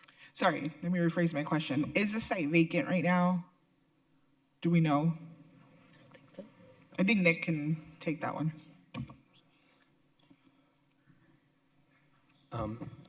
Mayor, members of the council, Councilwoman Hernandez, it is partially vacant. There were 2 buildings that were built over 40 years ago that were basically low-scale 1- and 2-story office. One of them has been demolished, and the other one is virtually empty except for JDM's office. Okay, thank you. Have another question, and I think I heard it also in some of the public comment. The condo units will be for sale? Yes, Mayor, Councilwoman Hernandez, yes, these will be for sale product. In fact, we have a stipulation that requires a minimum of 1,500 square feet for the units. Again, if you have apartments, typically apartments are much, much smaller, 400, 500, 600 square feet, but these are for sale product, yes. Okay, thank you. Thank you for that. And I wanted to ask that question just to confirm, because I did hear a lot of comments about some of the younger professionals that work in the area that are looking for an opportunity to become homeowners and want to live near where they work. So thank you for that. Thank you. Thank you. I'll turn to Councilman Robinson, who represents the area, for a motion. Thank you, Mayor. Before I get to a motion, I think everyone has sat through this, and I really appreciate it. I think there should be a little bit of background given so you understand. I was approached about this particular project, I think about 2 years ago, maybe a little bit more. And upon talking to the developer and Mr. Wood, my initial ask, and that's exactly what it was an ask, is they get with the neighborhoods. They talk to all of their neighbors, both business and residential, and I wanted there to be a healthy exchange as to whether or not something like this would be acceptable or not, just, the whole process. And Mr. Wood did show all the meetings, and I know there was some disparity from time to time as to whether or not folks received those notices and such. but it had gone on for a while. And I appreciate that. You know, one thing I can say about District 6, the entire District 6, is you folks are engaged. You care about your neighborhood, and this Biltmore neighborhood specifically, you truly care about. I think it also deserves to be mentioned that when I took office, one of the things I moved to do was to change the composition of the Camelback East Village Planning Committee, because I felt it was weighed too heavily in favor of developers. I think that's the way it was set up. I see some head shaking with some residents in the area. I heard that from you when I was campaigning. I understood it. I took a hard look at it, and I agreed with you. And what I have done since then is I've replaced a lot of folks. I've tried of more of a balance with more residents, more folks who live in the Camelback East Village planning area, so that there was more skin in the game. And I think we've accomplished that. We still have a few more changes we want to make in this coming year as people's terms come up. But I mention that because I'm faced with this particular dilemma, and what I did have is I had two of the advisory boards who give me advice on what I should do in these situations all come back in favor of this particular project. And upon doing that, I had conversations with Best Western Hotel. It's their corporate headquarters. They were not happy. They were not happy with the project itself. I voiced those concerns with the developer and Mr. Wood. They came back and changed that and made that portion of the project palatable to Best Western, to the point where they are no longer in opposition of this. So I say all this because this has been going on for some time, and I recognize that whatever decision I made, not everybody was going to be happy. And I wanted to make sure folks understood that background or had that. And there are newer stipulations that have been outlined in the memo that are in the packet that I will refer to in my motion. But before I get to that, you know, in the spirit of compromise, I have a few additional stipulations that I will add as my part of the motion. And Mayor, if I could, I'd like to make a motion to approve item 54, Z-44-25-6 per the memo dated February 3rd, 2026 from the PDD director, and adopt the related ordinance as modified by the following. Replace stipulation 1.D. 1.D, add an exhibit 10 with the building height step plan date stamped January 30th, 2026 attached to the staff report. Replace stipulation 1.K, 1.K, page 12, D1, development standards, row C, building setbacks, delete all of the average setbacks, change the south, east, and west setbacks to 25 feet, and change the north setback to 200 feet. Replace stipulation 1Q. 1Q, page 27, comparative zoning standards, row B, building setbacks, remove the words average, revise the south, east, and west setbacks to 25 feet, and revise the north setback to 200 feet. Add stipulation 8. The developer shall notify the Arizona Biltmore Village Estates Association by mail a minimum of 30 days prior to any planning hearing officer request to modify stipulations. The notice shall include the date, time, and location of the meeting, the hearing. Add stipulation 9. The developer shall consult with the Arizona Biltmore Estates Village Association regarding traffic mitigation or calming on Arizona Biltmore Circle prior to final site approval, prior to site plan approval.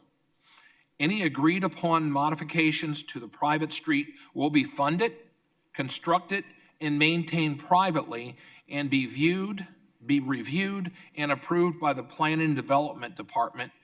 In addition, the developer shall provide the following outreach documentation: a detailed explanation of the proposed traffic mitigation features proposed by the applicant and approved by the Arizona Biltmore Estates Village Association, a certified copy of the letter sent out to the surrounding property owners, a mailing list of the property owners contacted, a map delineating the properties that were contacted, and a timeline of all applicant outreach, including meeting dates and summaries. With that, Mayor, that would be my motion. A second. Thank you. We have a motion and a second, and thank you, Councilman. That was a really impressive motion, but we really appreciate you trying to get so many of the items we heard today in there. Does anyone else wish to comment? Roll call. Guardado. Yes. Hernandez. Mayor, may I explain my vote? Please do. Thank you. I think that, I know that change is uncomfortable sometimes. And as Phoenix sees growth, that comes with change, which does make some of us uncomfortable. However, we are in a housing attainable situation. It's a crisis. And I say attainability for a specific reason. It's not just about the need for affordable housing. It's housing that people can attain, that working professionals can attain, that the people that need more options in housing are that need to attain. And I think this is a very well thought out project that's going to bring more of that attainable housing to some of the young professionals that spoke here today, but overall to the community. I really believe that the character of a neighborhood is in the people that are in that community. So with that, I am supporting this item, and I vote yes. O'Brien. Yes. Pastor. Yes. Robinson. Yes. Stark. Yes. Waring. Hodge Washington. Yes. Gallego. Yes. Passes 9-0. Thank you so much to everyone who gave their time to make this a better case. That concludes our agendized item, and we will now move to the final portion of our meeting, citizen public comment. I'll turn to our city attorney to introduce this portion. Thank you, Mayor. During citizen comment, members of the public may speak to the City Council for up to 3 minutes on issues of interest or concern. However, the matters addressed must be within the jurisdiction of the Phoenix City Council and on which the Council has the authority to act. The citizen comment session is limited to 30 minutes. The Arizona Open Meeting Law allows the City Council to listen to comments but prohibits council members from discussing or acting on the issues presented. However, council members may respond to criticism. Thank you. Thank you so much. So we have half an hour of citizen comment. If we do not have the chance to get to everyone, we will take you first at the next meeting. We do ask when you attend the next meeting if you could sign up so that we know you are here, and if you could let us know that you should be able to go first. We did have 2 individuals who did not get to speak at the last meeting who will get to begin our public comment today. We'll begin with Maxwell, followed by Ezra.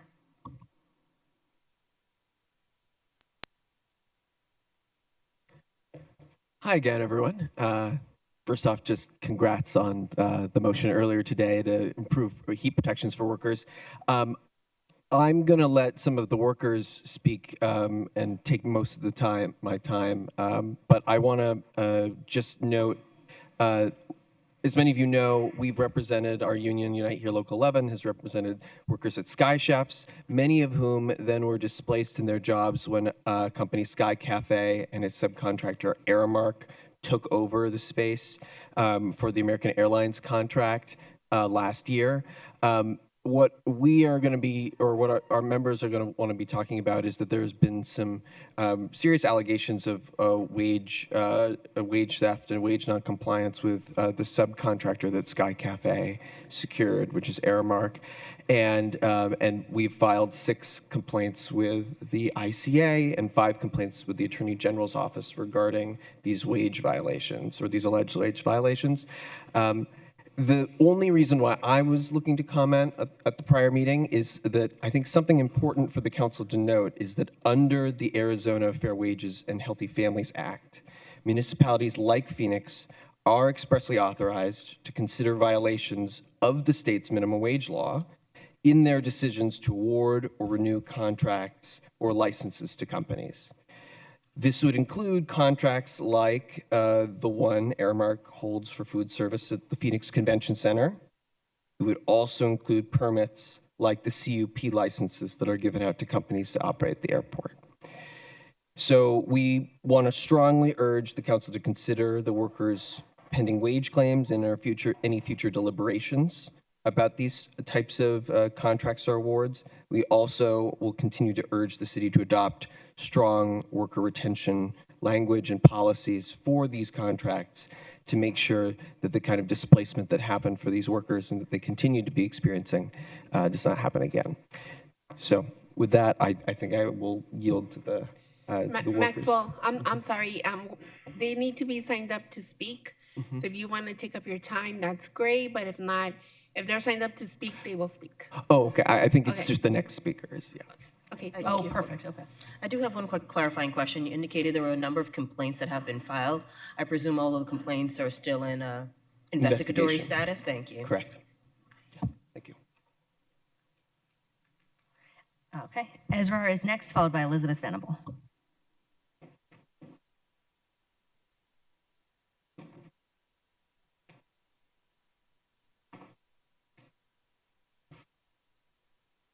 Hello, my name is Ezra Davis. I'm an airline passenger assistant at Sky Harbor International Airport.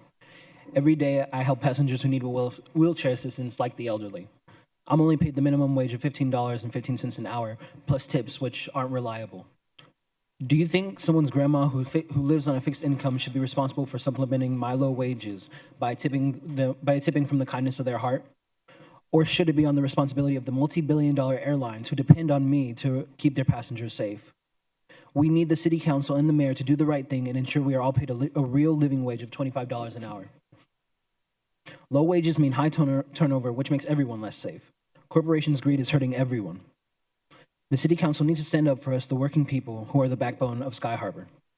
Thank you. Thank you so much. Elizabeth is next, followed by David Morgan. What? Oh, okay. I think it was my number, but he... No. If you can just wait your turn, please. Not sure. Sabir is, okay. The city clerk has let me know that it should have been Sabir who didn't get to speak last time, so I apologize. Yes. Let me check. Good afternoon, my council members. My name is Esrar Sabir, and I am an organizer with Unite Here Local 11. I am here to speak on behalf of these workers beside me. We came to you a month ago, raised concern about Sky Cafe, portfolio company of Atlantic Street Capital, and how they were handling the transition of the American airline contract. Unfortunately, we are here today because worker allegation appear to justify our concern. We are also here because instead of addressing workers' concern, Atlantic Street Capital is selling Sky Cafe and trying to run from the problem. It's at Phoenix Sky Harbor Airport. Since November, when Sky Cafe took over the American airline contract, 6 workers of Sky Cafe, subcontractor Airmark, have come forward to allege that they were only paid the portion of the hours they worked. As a result, 6 wages. The complaint have now been filed with the Industrial Commission of Arizona. For 5 of these workers, missing wages are substantial that their total. Convention for hours worked falls below state minimum wages for this. For this reason, we also moved to file a minimum wage complaint with Arizona Attorney General Office against both companies. At the same time, many experienced workers who laid off were never hired or even offered a job opportunity, despite being fully capable and qualified to do the work. These are trained airport workers who already know the job, the security requirement, and the standards expected at Sky Harbor Sky Cafe license of City of Phoenix.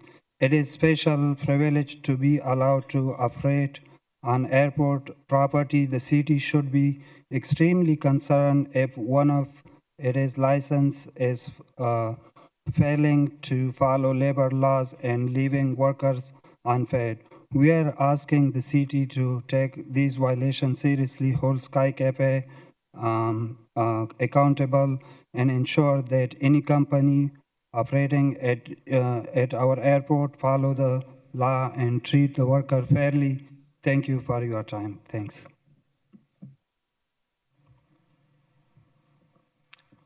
Thank you so much. And Elizabeth is next, followed by David Morgan.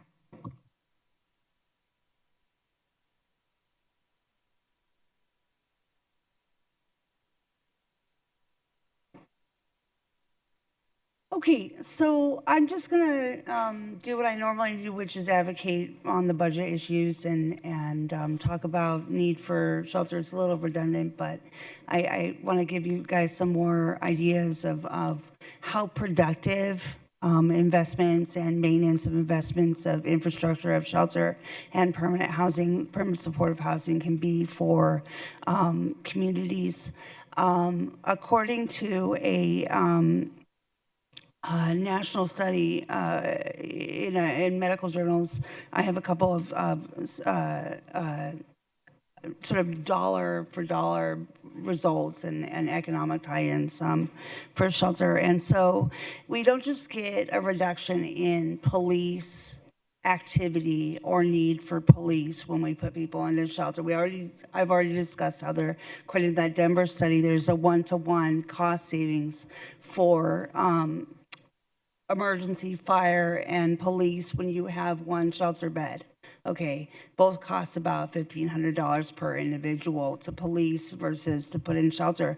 But there are a bunch of other ancillary benefits that come with shelter. For example, economic benefit. For every $1 spent on permanent supportive housing, you get a $1.80 back in economic return.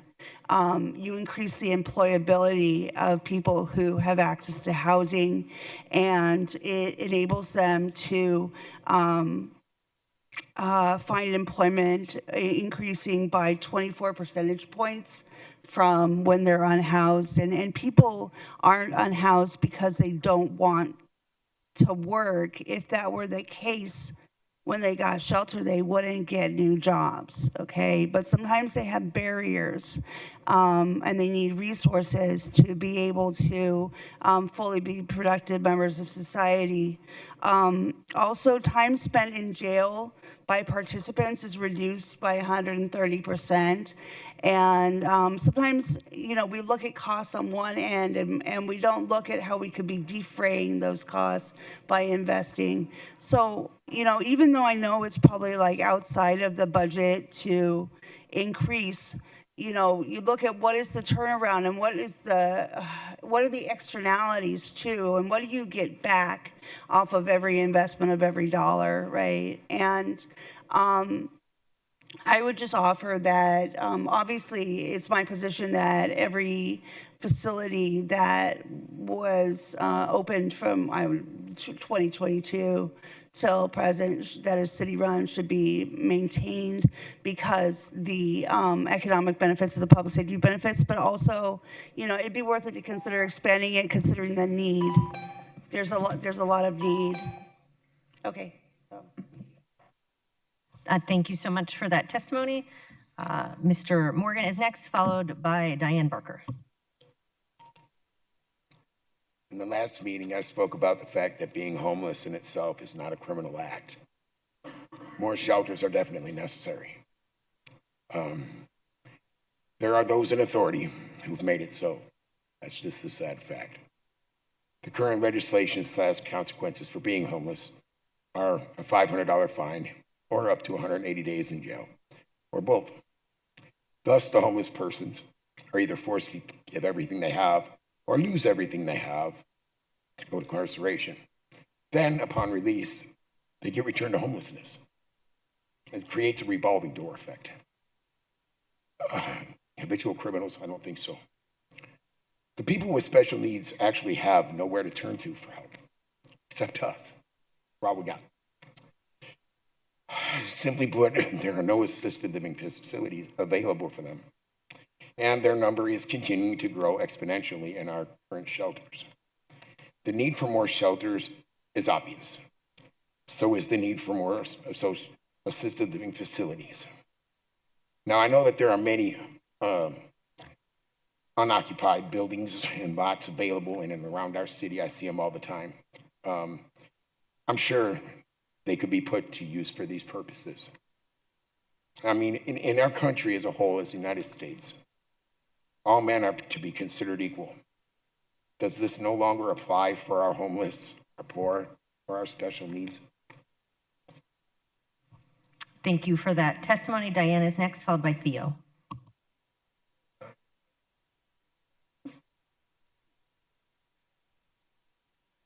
Good sunny afternoon, Mayor, Council, staff, and public. I am celebrating our Valentine's month, and it happens to be also on February 14th, the birthday of our state of Arizona, of which Phoenix is the capital. So we have a lot to celebrate this month.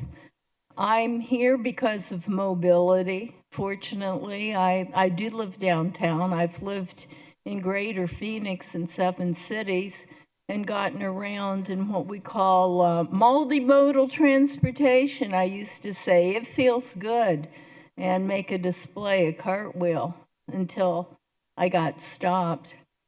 But it was just because I was over at Maricopa Association of Government and wanted to show them you can be healthy and move. And that's what we found out when we go to the gym. You're supposed to hurry up and then slow down.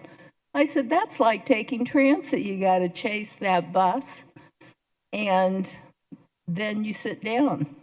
So I noticed that you had the 35th Avenue, a great big project, over $200 million. That's going to be redesigned so that there are overpasses over the railroad track, cut down on accidents.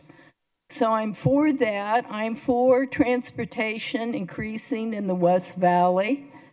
I went to that meeting out at Alhambra, and when I came out, it was 2 minutes of 50 bus was there. It took me over to 7th Avenue. I got on the light rail and I got downtown, only to come here to City Council and to have testimony. We need to get from Maryville downtown. We don't have any way, so you need to build this light rail.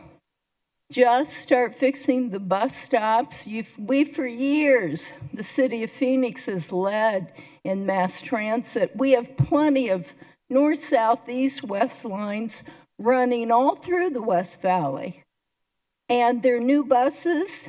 They're so cold in the summer, I have to get off to just get regulated in the heat. People say, oh, I can't be, out there in the summer, but you do need some shelters, and I'd like to see that in Maryville. I went out, plenty of cars over there in Walmart's. I had a hard time finding a bicycle rack, but if you could make the infrastructure today, not wait till 42. And by the way, if you're going to start building light rail out there, you're going to need to prove the ridership, and you need to make the infrastructure so that it is multimodal. It feels good. Thank you so much. Theo is next, followed by Nicole.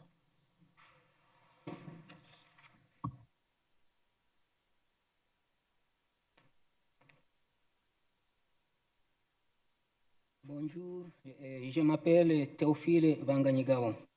Je suis ici pour supplier la maire Garego et le conseil municipal d'améliorer l'aéroport Phoenix-Skyharbor en prenant une décision immédiate d'instauration des salaires pour le personnel aéroportuaire. À ce moment, je travaille dans 2 emplois de nettoyage à l'aéroport. J'ai 64 ans et je suis originaire de la République démocratique du Congo. Et j'ai terminé 20 ans dans le cas de réfugiés en Ouganda, et après que le conflit de la guerre ait éclaté dans mon pays. Et il y a 10 ans que je suis arrivé aux États-Unis dans l'espoir de trouver une meilleure vie pour ma famille. Mais cela n'a pas été facile. J'ai vu des chèques de paye en chèques de paye et l'assurance des soins médicaux est inabordable. Et certains jours, je dors seulement 2 heures. Je vois à peine ma famille. Je ne peux pas passer beaucoup de temps avec ma famille. Tout ce que je fais, je le fais pour ma famille. Et je veux une belle vie pour elle. Avec un salaire de 25 dollars par heure, je pourrais passer plus de temps avec ma famille et nous pourrions vivre une vie confortable et heureuse. Merci. Hello, my name is Theophile Banganyagabo. I'm here asking Mayor Gallego and the City Council to make Phoenix Sky Harbor better for working people and passengers by swiftly taking action to establish a living wage for airport service workers. I work 2 full-time cleaning jobs at the airport. I'm 64 years old from the Democratic Republic of Congo. I spent 20 years in a refugee camp in Uganda after conflict broke out in my country. I came to the United States 10 years ago to build a better life for my family, but it has not been easy. I live paycheck to paycheck. I can't afford health care. Some days I only get 2 hours of sleep. I'm away from my family so much. Everything I do is for them. I want them to be happy and live a good life. $25 an hour would allow me to spend time with my family and live a better life. Thank you. Thank you so much for that testimony. We'll next go to Nicole, followed by Janae.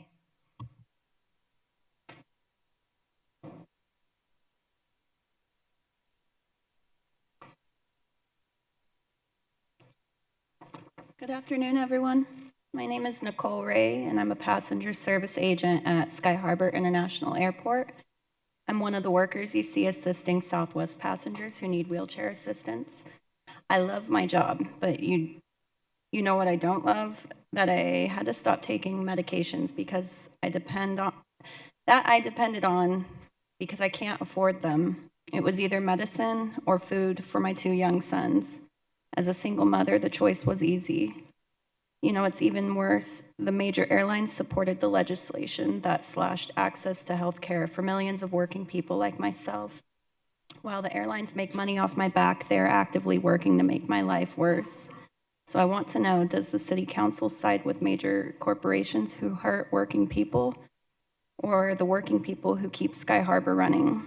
A $25 an hour living wage would mean my children don't go hungry and that I can provide for my family. It would mean our essential jobs are valued and that the airport can attract and retain a stable, experienced workforce to assist passengers. I hope the City Council is brave enough to do the right thing. Thank you.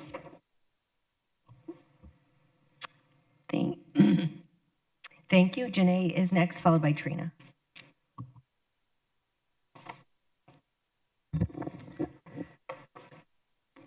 Afternoon, Mayor, City Council members. My name is Janae Vanderkirk, and I'm a ticket agent at the Sky Harbor International Airport. I've spoken at City Council meetings in the past. I've shared stories about how airport service workers who keep the airport running are suffering. I'll keep speaking until you take action and support a $25 an hour wage standard as part of the Phoenix Sky Harbor commercial use permits. The major airlines hire the contractors we work for, and those contractors compete against each other for the airline's work. The contractors cannot individually decide to raise wages without losing the contracts they must bid on. I have no reason to believe contractors will voluntarily raise wages and risk losing contracts, or that the airlines will give the contractors more money for wages on their own. So we need the city to be brave and make them. The law must demand change. Last night I did a quick search on the computer about the cost of living in Phoenix, and I'd like to share with you some of what I found. This is from Phoenix New Times, March 25th, 2025. It's from an article there. A March 10th report from the travel website Upgraded Points quantifies how much more expensive living in Phoenix has become. Between December 2020 and December 2024, wages in the Phoenix, Mesa, Scottsdale metropolitan has increased by 21.6%. That's well above the national average, but not high enough to keep up with the costs, which jumped by 25.4%. That means real wage growth in Phoenix went down by 3%.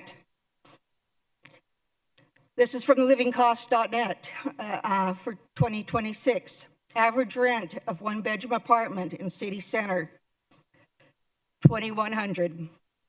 Average rent of a one-bedroom apartment outside city center, $1,800. Average monthly cost of public transport pass, $86. Average monthly cost for essential utilities in a 915 square foot apartment, almost $300.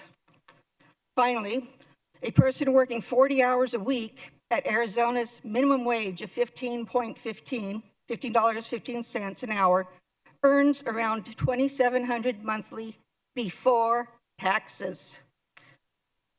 By having a standard that all permittees must follow in order to do business at the Sky Harbor, we can ensure that workers have fairer wages, reducing turnover and stabilizing the workforce. Do you want Sky Harbor to be a place where people want to come and work and continue to be the friendliest airport? Then stand up and make this change. Thank you. Thank you. Trina is next, followed by John.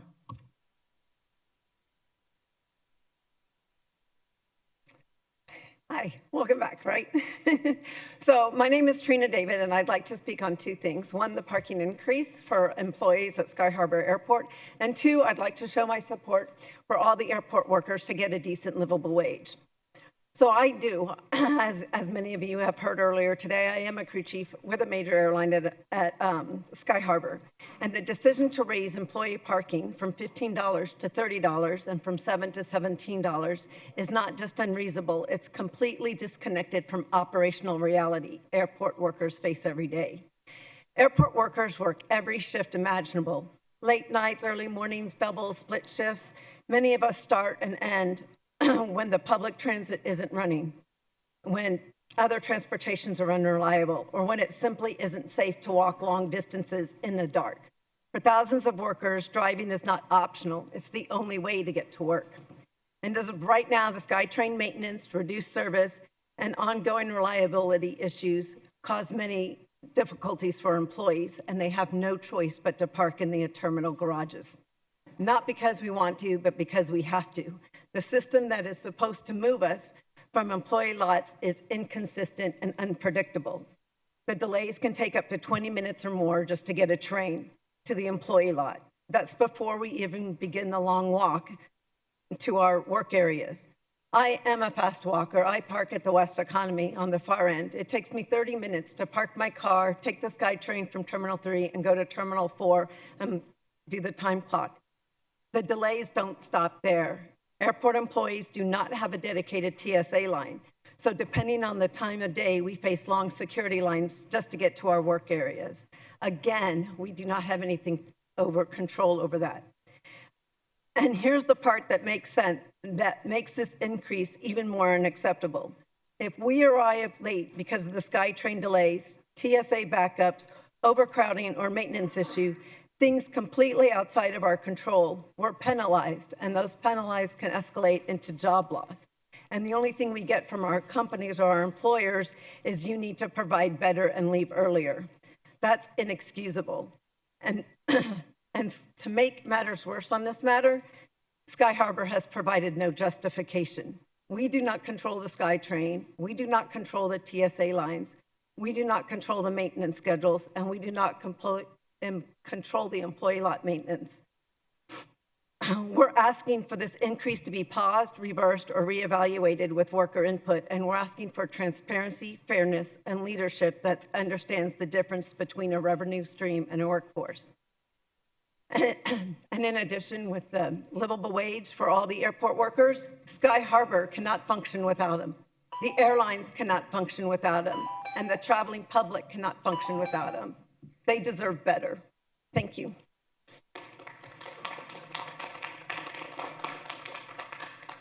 Thank you. John is next.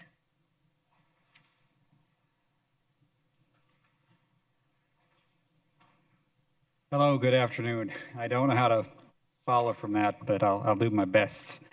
My name is John DePippa. My name is John DePippa, and I'm the Phoenix-based representative for the flight attendants of Southwest Airlines. I know I've met many of you, and those I haven't officially met, hello. And I want to thank all of you for allowing me the opportunity to speak. Recently, signs have been posted notifying airport and airline employees of some very steep rate hikes for airport parking. Currently, we pay $7 a day for East Economy and $15 a day for terminal parking with our ID. It's increasing significantly in March. I know I've emailed each of you with a picture of the sign, and my person just spoke just before me had listed the prices. My fellow flight attendants are very concerned about the significant price increase and the potential trouble with parking availability once employees return to the employee lots. Southwest Airlines flight attendants who call Phoenix home love parking at America's friendliest airport. However, with these significant increases, that might no longer be an option. I've spoken with Alana Billingsley, who's the Phoenix-based coordinator for the American Airlines Flight Attendants Union, and she has heard similar sentiments from her members who are also constituents. Alana and I have also spoken with our respective pilots union representatives about this as well, and they are also concerned about the significant price increase. I'd like to bring this concern to your attention and ask that you advocate on behalf of us with the Aviation Department to find some suitable relief for our members facing significant out-of-pocket costs just to go to work starting in March.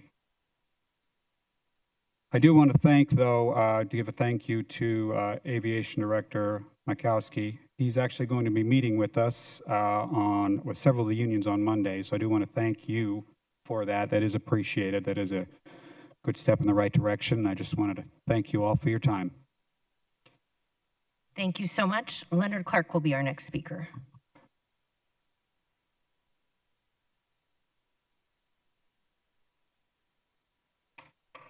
Thank you, Mayor and Council members. I really appreciate it, and I'm thanking the union brothers and sisters that were just speaking, because my father was a carpenter in the union for like 50 years here in Arizona, so solidarity. But now I know this will be controversial, but I do feel, as the attorney stated, that things be put on the, be spoken to as a citizen that could be within the jurisdiction of the city of Phoenix. And I think this is very germane and very apropos to the jurisdiction of Phoenix. I'm asking that the mayor of Phoenix do as the mayor of Chicago has done, because we're under a siege right now. And I'm asking that the mayor of Phoenix or some citizen who would speak, because I'm not a citizen of Phoenix, to qualify under the charter of the city of Phoenix to get the council to vote on it. I'm asking that the mayor of Phoenix do as the Mayor Brandon of Chicago has done, and that is sign an executive order. That mayor signed an executive order directing the Chicago Police Department to document and refer alleged illegal activity, such as at Zips, the spraying of a person on the soil of Phoenix, just driving by one of these unconstitutional employees, spraying an innocent person standing on the side of the road. Everybody talked about it. Everybody saw it.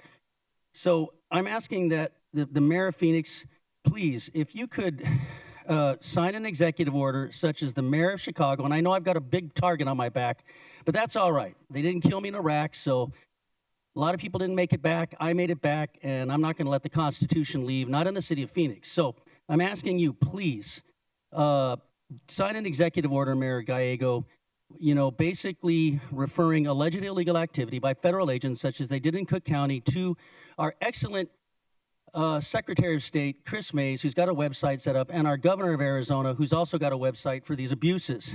I'm also deeply concerned. The vote is coming up, and all this controversy is going on across the street in Maricopa County. I'm concerned that my fellow citizens, we're hearing talk about the elections being federalized unconstitutionally. The Constitution is clear on this. Article 1, Section 4, Clause 1, the states shall regulate the elections, but we have people close to the so-called president stating that election places in Phoenix all around should be surrounded by ICE and military. This is clearly in violation of the Constitution.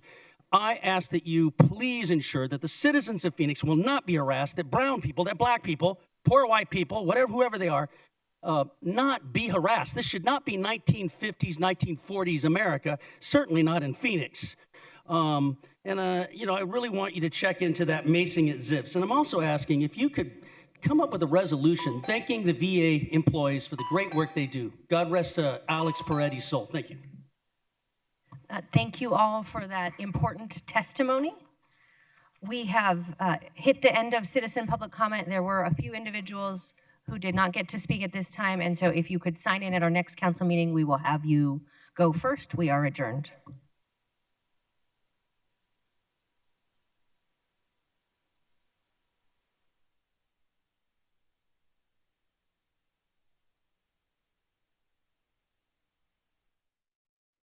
As we have in all the floors. This is going to be one of 3 floors that's assigned to our Communications Bureau, which